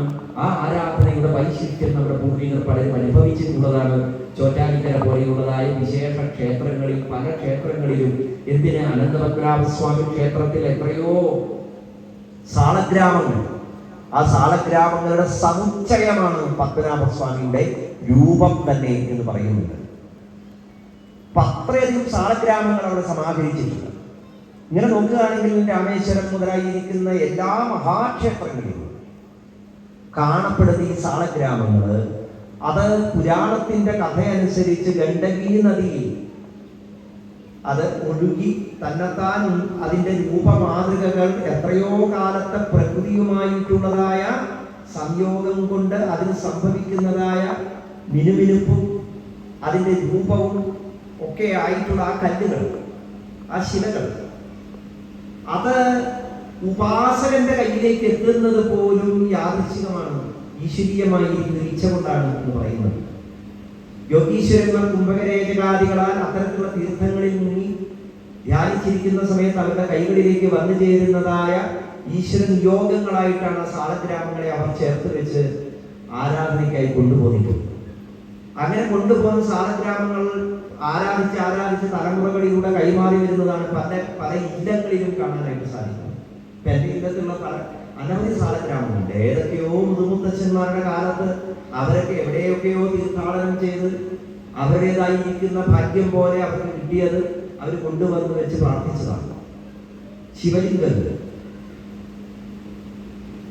അപ്പോൾ ഈ കല്ലുകളിലായിക്കോട്ടെ മരങ്ങളിലായിക്കോട്ടെ അതിൽ ഈശ്വരനെ ആരാധിക്കുന്നത് ആ മരത്തെ കാണുന്നത് പോലെ, കല്ലിനെ കാണുന്നത് പോലെ ഈശ്വരനെ കണ്ടുകൊണ്ടല്ല, ആ ഉപാസനയിലൂടെ ആ ഈശ്വരീയമായിരിക്കുന്ന സാന്നിധ്യത്തെ നമുക്ക് അനുഭവിക്കാൻ സാധിക്കുന്നത് ശ്രദ്ധയോടെയുള്ള സമർപ്പണങ്ങളിലൂടെയും ഇത്തരത്തിലുള്ള പുരാണങ്ങളിലെ ഐതിഹ്യങ്ങളിലും ഒക്കെ പറഞ്ഞതായ ഭാവനകളിലൂടെയും. ഈ ഭാവനകൾ നമ്മുടെ ഉള്ളിൽ ഉറയ്ക്കലാണ് ഭക്തി എന്ന് പറയുന്നത്. അപ്പോൾ അതിന്റെ വൈശിഷ്ട്യം, സാലഗ്രാമത്തിന്റെ വൈശിഷ്ട്യം എന്ന് പറയുന്നത് അത് ഉണ്ടാക്കിയതായ അല്ലെങ്കിൽ അത് ഉണ്ടായി വന്നതായ അതിലെ ധാതുക്കളുടെ മഹത്വം എന്നതല്ല, അതുണ്ടായി വന്ന ഒരു പ്രക്രിയയുണ്ട് ഈ പ്രപഞ്ചത്തിൽ. എത്രയോ കാലത്തെ പ്രകൃതിയുമായിട്ടുള്ളതായ ഉച്ചേരലിന്റെ ഭാഗമായി രൂപപ്പെട്ടു വന്ന ആ പ്രക്രിയയാണ് തുടർന്ന് നമ്മൾ നമ്മുടെ ഉപാസനയായി സ്വീകരിക്കുകയും നമ്മുടെ മനസ്സാകുന്നതായ ആ ഭാവങ്ങൾ അത്തരത്തിലുള്ളതായ ഒരു പ്രതീകത്തിലേക്ക്, ഈശ്വരീയമായ ഭാവത്തിലേക്ക് ചേർത്ത് നിർത്തിക്കൊണ്ട് മന്ത്രങ്ങളിലൂടെ, ക്രിയകളിലൂടെ, അഭിഷേകാദികളാകുന്ന ഉപചാരങ്ങളിലൂടെ ഈശ്വരൻ എന്ന സങ്കല്പത്തെ അതിൽ കണ്ട് അനുഭവിച്ച് ഉൾക്കൊള്ളുക. അപ്പോൾ നമ്മളുടെ ആരാധനയ്ക്കായി ഉപയോഗിക്കുന്ന എല്ലാറ്റിലും ഇത്തരത്തിലുള്ളതായ പ്രകൃതിയോട് ചേർന്ന് നിൽക്കുന്ന പുരാതനത്വത്തിന്റെ ഒരു ദർശനം നമുക്ക് പറഞ്ഞു തരാനുണ്ട്. ഇങ്ങനെ തുളസി ദേവിയുടെ വൃത്താന്തം പറയുന്നു. തുലനാനസ്യ, തുളസി എന്നതായ അർത്ഥം വരുന്ന രീതിയിൽ തുളസി എന്തുകൊണ്ട് വിശിഷ്ടമായി എന്നതായ മാഹാത്മ്യം കൂടി ഉൾച്ചേർത്തിട്ടാണ് ബ്രഹ്മവൈവർത്ത പുരാണം ഈ കഥ നമുക്ക് പകർന്നു തരുന്നത്. മാത്രമല്ല, വൃന്ദാവനം, വൃന്ദ എന്ന വാക്കിന്റെ തന്നെ അർത്ഥം തുളസി എന്നാണ്. വൃന്ദാവനം എന്ന് പറഞ്ഞാൽ തുളസീവനമാണ്. ആ തുളസീവനമാണ് ഭഗവാന്റെ വിഹാരരംഗം. രാധാദേവിയുടെ അവതാരമായ, അംശാവതാരമായ ഈ തുളസീദേവിയുടെ കഥ ഇങ്ങനെ വിശേഷ രൂപത്തിൽ നമുക്ക് പറഞ്ഞു തന്നു. പിന്നീട്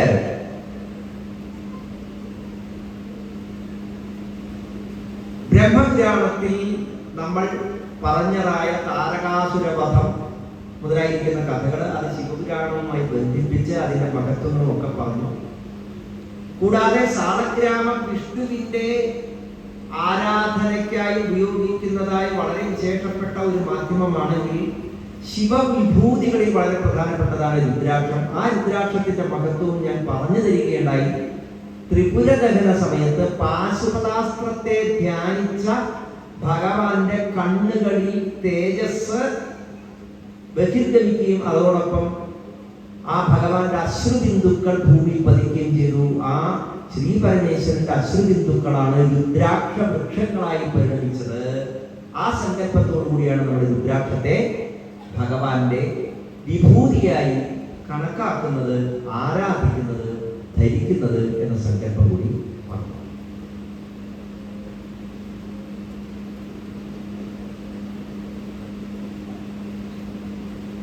ഇങ്ങനെ ഭഗവതിയുടെ വ്യത്യസ്തങ്ങളായിരിക്കുന്ന അംശാവതാരങ്ങളെ പറഞ്ഞു കൂട്ടത്തിൽ മനസാദേവിയുടെ കഥ പറയുമ്പോൾ വളരെ മറ്റു പുരാണങ്ങളിൽ നിന്ന് വ്യത്യസ്തമായ ഒരു കഥ എടുത്തു പറയുന്നുണ്ട് ബ്രഹ്മവൈവർത്ത പുരാണം. അത് ധന്വന്തരിയുടെ കഥയാണ്. ധന്വന്തരി ആരാണ് എന്ന് നമുക്ക് എല്ലാവർക്കും അറിയാം. ദുർവാസാവിന്റെ ശാപം മൂലം ഐശ്വര്യങ്ങളൊക്കെ നഷ്ടപ്പെട്ടു പോയിരിക്കുന്ന ദേവന്മാരെ സർവൈശ്വര്യങ്ങളെയും വീണ്ടെടുക്കുന്നതിന് വേണ്ടി പാലാഴി മഥനം ചെയ്ത സമയത്ത് അതിൽ നിന്ന് അമൃതകുംഭവുമായി സാക്ഷാൽ മഹാവിഷ്ണു തന്നെ അവതാരം കൈക്കൊണ്ടു. ആ വിഷ്ണു സ്വരൂപമാണ് ധന്വന്തരി. ഈ ധന്വന്തരി ആയുർവേദ വിശാലത എന്ന് ഭാഗവതത്തിൽ വിശേഷിപ്പിക്കുന്നുണ്ട്. മറ്റെല്ലാ പുരാണങ്ങളും, മത്സ്യപുരാണത്തിലും നാരദ പുരാണത്തിലും അഗ്നിലിംഗാദി പുരാണങ്ങളിലും ഒക്കെ ഈ ധന്വന്തരിയുടെ അവതാരത്തെ സൂചിപ്പിക്കുന്നുണ്ട്. 18 പുരാണങ്ങൾ വിഷ്ണുവിന്റെ അവതാരമാണ്. ആയുർവേദ വിശാരദനായി പിന്നീട് ഈ ധന്വന്തരി മൂർത്തി കാലങ്ങൾക്ക് ശേഷം അഷ്ടാംഗങ്ങളായി ആയുർവേദത്തെ പകുത്ത് ശാസ്ത്രമാക്കി മാറ്റിയ ഋഷീശ്വരനായിട്ട് അവതാരം കൈക്കൊള്ളുന്നുണ്ട് പിന്നീട്. അപ്പൊ ആദ്യത്തെ ഈ അമൃതകലശഹസ്തനായിരിക്കുന്ന ധന്വന്തരി മൂർത്തി സാക്ഷാൽ മഹാവിഷ്ണു തന്നെയാണ്. ആ മഹാവിഷ്ണുവിന്റെ കയ്യിലെ അമൃതകലശം, സുദർശന ചക്രം, ജഡൂകം മുതലായിരിക്കുന്ന വിഭൂതികളോട് കൂടിയിട്ടാണ് ഭഗവാൻ അവതാരം കൈക്കൊള്ളുന്നത്. ഇദ്ദേഹം ഒരിക്കൽ കൈലാസത്തിലേക്ക് പോകുന്ന സമയത്ത് ഈ ധന്വന്തരി മൂർത്തിയോടൊപ്പം അദ്ദേഹത്തിന് ശിഷ്യന്മാരുണ്ടായി. ഈ അഷ്ടാംഗയോഗ സിദ്ധാന്തത്തെ പകുത്ത ധന്വന്തരി മൂർത്തിയുടെ അവതാരമായി തന്നെയാണ് ഈ ശിഷ്യന്മാരോടൊപ്പം വരുന്ന ധന്വന്തരിയെയും പുരാണം അവതരിപ്പിച്ചിരിക്കുന്നത്. കൈലാസത്തിലേക്ക് പോകുന്ന സമയത്ത് അവിടെ തക്ഷകൻ വിഷം ചീറ്റിക്കൊണ്ട് കുറെ കൂട്ടാളികളോടൊപ്പം ഈ ധന്വന്തരിയുടെ മുമ്പിലേക്ക് വന്നു. തക്ഷകനെ വിഷം ചീറ്റുകയും ഒക്കെ ചെയ്തു കഴിഞ്ഞപ്പോൾ ധന്വന്തരി വേഗം എന്ത് ചെയ്തു? ആ തക്ഷകനെ തൻ്റെ വിഷകാരി മന്ത്രത്താൽ സ്തംഭിപ്പിച്ച് തക്ഷകന്റെ നെറുകയിലുള്ളതായ രത്നം പറിച്ചെടുത്ത് ആ തക്ഷകന്റെ വാലി പിടിച്ച് തലയ്ക്ക് ചുഴറ്റി വട്ടം കറക്കി ദൂരേക്ക്. തക്ഷകന് ദേഷ്യമുണ്ട്. തക്ഷകൻ വേഗം വാസുകിയോട് പോയി സങ്കടം പറഞ്ഞു. വാസുകിയാണല്ലോ സർപ്പങ്ങൾക്കൊക്കെ അധിപൻ. കോപസ്വരൂപനാണ് വാസുകി. വാസുകി എന്ത് ചെയ്തു? തക്ഷകൻ ഇങ്ങനെ ഒരു അപകടം വന്നു എന്ന് പറഞ്ഞപ്പോ സേനാനികളായിരിക്കുന്ന 5 സർപ്പങ്ങളെ ഈ ധന്വന്തരിയുടെ നേരെ പറഞ്ഞയച്ചു. ദ്രോണൻ, കാളിയൻ, കാർക്കോടകൻ, പുണ്ടരീകൻ, ധനഞ്ജയൻ. ഈ 5 സർപ്പങ്ങളും ധന്വന്തരിയുടെ നേരെ അങ്ങോട്ട് പാഞ്ഞു വന്ന സമയത്ത് ധന്വന്തരിയുടെ ശിഷ്യന്മാരൊക്കെ ഈ സർപ്പങ്ങളുടെ വിശ്വാസത്തിൽ നിന്ന് വന്നതായ വിഷമേറ്റ് ബോധപ്പെട്ടു. അപ്പൊ ധന്വന്തരി എന്ത് ചെയ്തു? അമൃതം സ്മരിച്ചു. അങ്ങനെ അമൃതമന്ത്രത്താൽ ഈ ശിഷ്യന്മാരെയൊക്കെ പുനർജനിപ്പിച്ചു. ഈ സർപ്പങ്ങളെയൊക്കെ വിഷകാരി മന്ത്രം ഉപയോഗിച്ച് നിശ്ചേഷ്ടരാക്കി സർപ്പങ്ങളൊക്കെ പേടിച്ച് കുറച്ച് പിൻവാങ്ങി വാസുകിയോട് സങ്കടപ്പെടുന്നു. വാസുകി എന്ത് ചെയ്തു? തന്റെ സഹോദരിയായിരിക്കുന്ന മനസാദേവിയെ പ്രാർത്ഥിച്ചു. മനസാദേവി സർപ്പങ്ങളുടെ മാതാവാണ്. സർപ്പകന്യകയായിരിക്കുന്ന മനസാദേവി വാസുകിയുടെ മുമ്പിൽ വന്ന് ചോദിച്ചു, എന്താണ് വേണ്ടത് ചോദിച്ചു. അപ്പൊ മനസാദേവിയോട് വാസുകി പറഞ്ഞു, ഇങ്ങനെ ധന്വന്തരി നമ്മുടെ കൂട്ടരെയൊക്കെ ഉപദ്രവിച്ചിരിക്കുന്നു, അവനെ എങ്ങനെയെങ്കിലും വധിക്കണം. മനസാദേവി പറഞ്ഞു, ഇപ്പൊ തന്നെ ഞാനത് വേണ്ടതുപോലെ നിർവഹിച്ചു തരാം. ഇങ്ങനെ പറഞ്ഞുകൊണ്ട് മനസാദേവി ഈ ധന്വന്തരിയുടെ അടുത്തേക്ക് അതിഘോരമായി ഒരു യുദ്ധം നടന്നു. ധന്വന്തരിയുടെ ശിഷ്യന്മാരൊക്കെ അസ്തപ്രജ്ഞരായി വീണ് കഴിഞ്ഞപ്പോൾ ധന്വന്തരി എന്ത് ചെയ്തു? ഈ മനസാദേവിയെ സ്തംഭിപ്പിക്കാനായിട്ട് പല മന്ത്രങ്ങളൊക്കെ വിളിക്കും. അപ്പൊ മനസാദേവി അവിടെയുള്ള തടാകത്തിൽ നിന്നൊരു താമരപ്പൂവ് പൊട്ടിച്ചെടുത്ത് അത് ജപിച്ച് ഈ ധന്വന്തരിയുടെ നേരെ ഉണ്ട്. താമരപ്പൂവിൽ നിന്ന് വന്നതായിരിക്കുന്ന തേജസ്സിനാൽ ഈ ധന്വന്തരി ഇങ്ങനെ തപിക്കാൻ തുടങ്ങിയപ്പോൾ ധന്വന്തരി എന്ത് ചെയ്തു? തന്റെ നിശ്വാസവായു ആ താമരപ്പൂവിന് നേരെ അങ്ങോട്ട് പ്രയോഗിച്ചു. ഉഗ്രമായിരിക്കുന്നതായ ആ മന്ത്രപൂരിതമായ നിശ്വാസത്താൽ ആ താമരപ്പൂ കരിയും. അപ്പൊ മനസാദേവി ഒരു വേല് ജപിച്ചെടുത്തു. ആ വേലിനെ ധന്വന്തരി മൂർത്തി വിഷ്ണുശൂലം കൊണ്ട് സംഹരിച്ചു. അപ്പൊ മനസാദേവി ശക്തമായിരിക്കുന്ന നാഗപാശത്തെ അയച്ചു. ഈ നാഗപാശം ഇങ്ങനെ ധന്വന്തരി മൂർത്തിയോട് വരിഞ്ഞു കെട്ടി. അപ്പൊ അതാ ധന്വന്തരി മൂർത്തിയെ രക്ഷിക്കാൻ ആകാശത്തിൽ നിന്ന് സാമവേദ ചിറകടിയുമായി ഗരുഡൻ വന്നു. ഗരുഡൻ ഈ നാഗപാശത്തെയൊക്കെ കൊത്തി അഴിച്ചു, സ്വതന്ത്രമാക്കി ധന്വന്തരി മൂർത്തി. അപ്പൊ മനസാദേവി ഭസ്മം ജപിച്ച് ഈ ധന്വന്തരി മൂർത്തിയെ ഇല്ലാതാക്കുന്നതിന് വേണ്ടി കോപത്തോടുകൂടി ആ ഭസ്മങ്ങൾ ധന്വന്തരി മൂർത്തിയുടെ ശരീരത്തിൽ കളി. ഈ സമയത്ത് ഗരുഡൻ ഈ ധന്വന്തരി മൂർത്തിയുടെ മുമ്പിൽ ചിറക് വിരിച്ചെന്ന് വന്നു. ആ ചിറക് കൊണ്ട് ആഞ്ഞു വീശി ആ ഭസ്മമൊക്കെ തുള്ളി ദൂരേക്ക് പാർത്തി കളഞ്ഞു. യുദ്ധം ഇങ്ങനെ തുറന്നു കഴിഞ്ഞാൽ വലിയ അപകടമാണ് മനസ്സിലാക്കിയതായ സാക്ഷാൽ ബ്രഹ്മദേവൻ ശ്രീ പരമേശ്വരൻ നമ്മൾ പ്രത്യക്ഷപ്പെട്ടു. രണ്ടുപേരെയും ബന്ധിപ്പിച്ചു. എന്നിട്ട് പറയുന്ന കാര്യമാണ് ഇവിടെ ബ്രഹ്മവൈവർത്തത്തിൽ പ്രസക്തം. ധന്വന്തരി മൂർത്തി അങ്ങ് സാക്ഷാൽ കൃഷ്ണന്റെ അംശം തന്നെയാണ്. മനസാദേവി അങ്ങോ സാക്ഷാൽ രാധാദേവിയുടെ അംശം തന്നെയാണ്. നിങ്ങളിങ്ങനെ പരസ്പരം കോപിച്ചാൽ തന്നെയാണ്. അതുകൊണ്ട് ലോകത്തിന് മുഴുവൻ നന്മ വരത്തക്ക വിധം രണ്ടുപേരും ശാന്തരായാലും എന്ന് പറഞ്ഞു കഴിഞ്ഞപ്പോൾ ഇത് രാധാദേവിയാണ് എന്ന് ശ്രീരുദ്രന്റെ വാക്കുകൾ കേട്ട് ധന്വന്തരി വളരെയധികം സന്തോഷിക്കുകയും ആ രാധാദേവിയെ ധന്വന്തരി മൂർത്തി പൂജിക്കുകയും ചെയ്തു. അങ്ങനെ ധന്വന്തരിയുടെ പാരമ്പര്യത്തിലെ ആരെയും ഒരിക്കലും ഒരു വിഷവും ഉപദ്രവിക്കുകയില്ല, ഒരു വിഷസർപ്പങ്ങളും ഉപദ്രവിക്കുകയില്ല, ഒരു വിഷവും അവർ കേൾക്കുകയില്ല എന്നതായ അനുഗ്രഹം രാധാദേവി കൊടുക്കുകയും ചെയ്യും. കഥ ഇവിടെ കഴിയുന്നില്ല. ഗണപതിയുടെ മനോഹരങ്ങളായിരിക്കുന്ന ചരിത്രങ്ങൾ ഇനിയും തുടരുന്നുണ്ട്.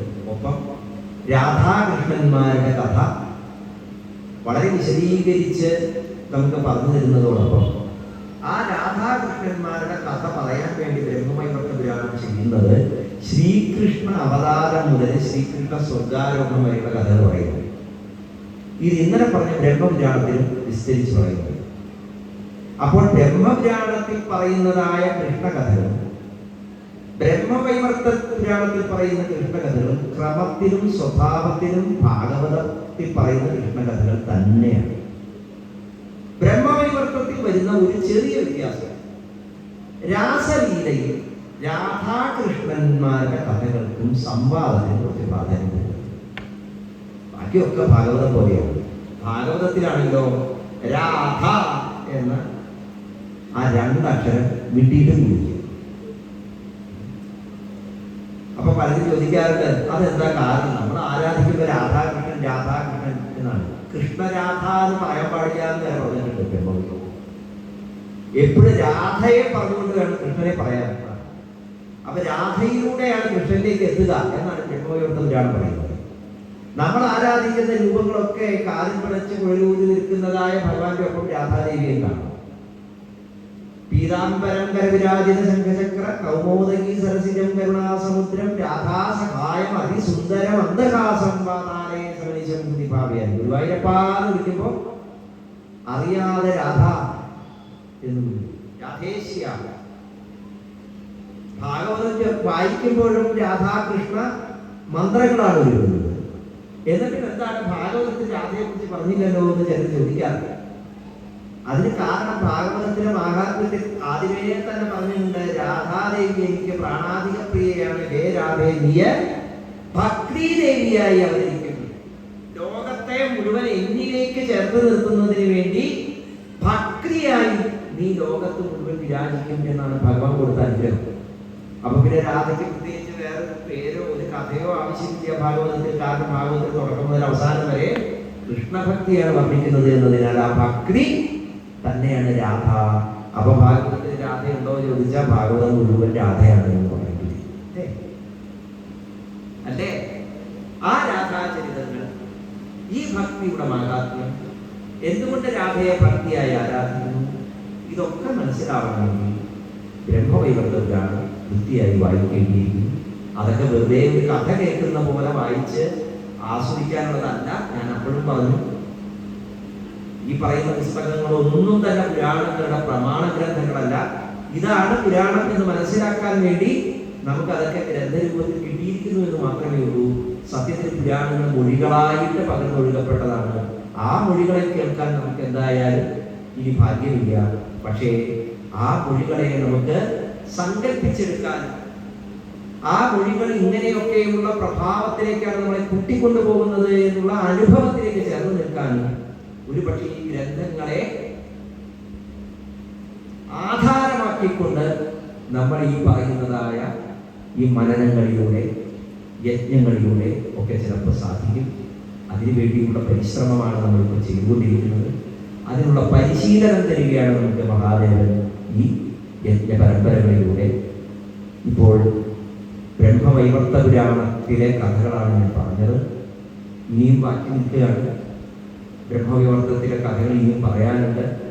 തുടർന്ന് ഗാരുഡപുരാണം, വരാഹപുരാണം എന്നിവയിലേക്കുള്ള ഒരു പ്രവേശികയായിട്ടാണ് ഞാനിപ്പോൾ ധന്വന്തരി മൂർത്തിയും ഗരുഡനും തമ്മിലുള്ള ബന്ധത്തെ സൂചിപ്പിച്ചുകൊണ്ടുള്ള കഥ അവസാനം പറഞ്ഞത്. അപ്പോൾ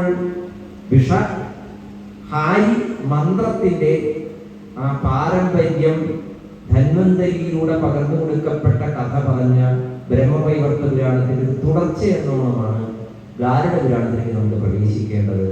കാരണം ബ്രഹ്മവൈവർത്തത്തിൽ പറയുന്നുണ്ട് ഗരുഡന്റെ ശിഷ്യനാണ് ഈ ധന്വന്തരി മൂർത്തി. അപ്പോൾ സാക്ഷാൽ മഹാവിഷ്ണുവിന്റെ അംശാവതാരമായ ധന്വന്തരി മൂർത്തിയുടെ അവതാരമായി ഈ വിഷവൈദ്യനായിരിക്കുന്ന ധന്വന്തരി ഋഷിയായി എങ്ങനെ അവതാരം കൈക്കൊണ്ടു എന്ന കഥ നമുക്ക് മനസ്സിലാക്കേണ്ടിയിരിക്കുന്നു. മാത്രമല്ല ഗരുഡൻ വിഷഹാരിയായത് എന്തുകൊണ്ട് എന്ന് നമുക്ക് മനസ്സിലാക്കേണ്ടിയിരിക്കുന്നു. അങ്ങനെയാണെങ്കിൽ ഈ ഗരുഡനും അഗ്നിതത്വവുമായിട്ടുള്ള ബന്ധം എന്താണ് എന്ന് മനസ്സിലാക്കേണ്ടിയിരിക്കുന്നു. ഗരുഡനും അഗ്നിയും തമ്മിലുള്ള ബന്ധം എന്താണെന്ന് മനസ്സിലാക്കിയാലേ ഗാരുഡ പുരാണം നമുക്ക് പറഞ്ഞു തരുന്നതായ അതിവിശേഷമായ ആയുർവേദ ശാസ്ത്രം എന്താണ് എന്ന് മനസ്സിലാക്കുന്നു. ഗാരുഡ പുരാണത്തിൽ വിഷഹാരി മന്ത്രത്തെക്കുറിച്ച് വളരെ വിശദമായി തന്നെയുള്ള പ്രതിപാദനങ്ങളുണ്ട്. കൂടാതെ ജീവൻ ശരീരങ്ങളെ വിട്ട് മറ്റ് ശരീരങ്ങളെ പ്രാപിക്കുമ്പോൾ ആ ജീവന്റെ ഗതി എങ്ങനെയാണ് എന്ന് ഋഷീശ്വരന്മാർ തങ്ങളുടെ ധ്യാനാത്മകമായിരിക്കുന്ന യാത്രകളിലൂടെ മനസ്സിലാക്കിയതെന്തോ അതെല്ലാം ഗാരുഡപുരാണത്തിന്റെ പ്രേതകൽപ്പത്തിൽ വിശദമായിട്ട് പറയുന്നുണ്ട്. ആ പറയുന്നതായ കാര്യങ്ങളുടെ കുറച്ചുകൂടി മനോഹരമായ ആവിഷ്കാരങ്ങൾ, വ്യത്യസ്തമായിരിക്കുന്നതായ ഭക്തിയുടെ ഭാവങ്ങൾ, ഇതൊക്കെ വരാഹപുരാണത്തിലും നമുക്ക് കാണാനായിട്ട് സാധിക്കും. ഇതെല്ലാം നമുക്ക് ഇനിയുള്ള ദിവസങ്ങളിലായിട്ട് കേൾക്കാം. ഇപ്പോൾ ഈ വാക്കുകൾ നമ്മുടെ ഹൃദയത്തിലൂടെ മാരാരിക്കുളത്തപ്പന്റെ പാതാരബന്ധത്തിലേക്ക് സമർപ്പിക്കട്ടെ. കൈകൾ ശിരസിനുള്ളിൽ തൊഴിൽ വയ്ക്കാം. ഏറ്റുചൊല്ലാം കരചരണകൃതം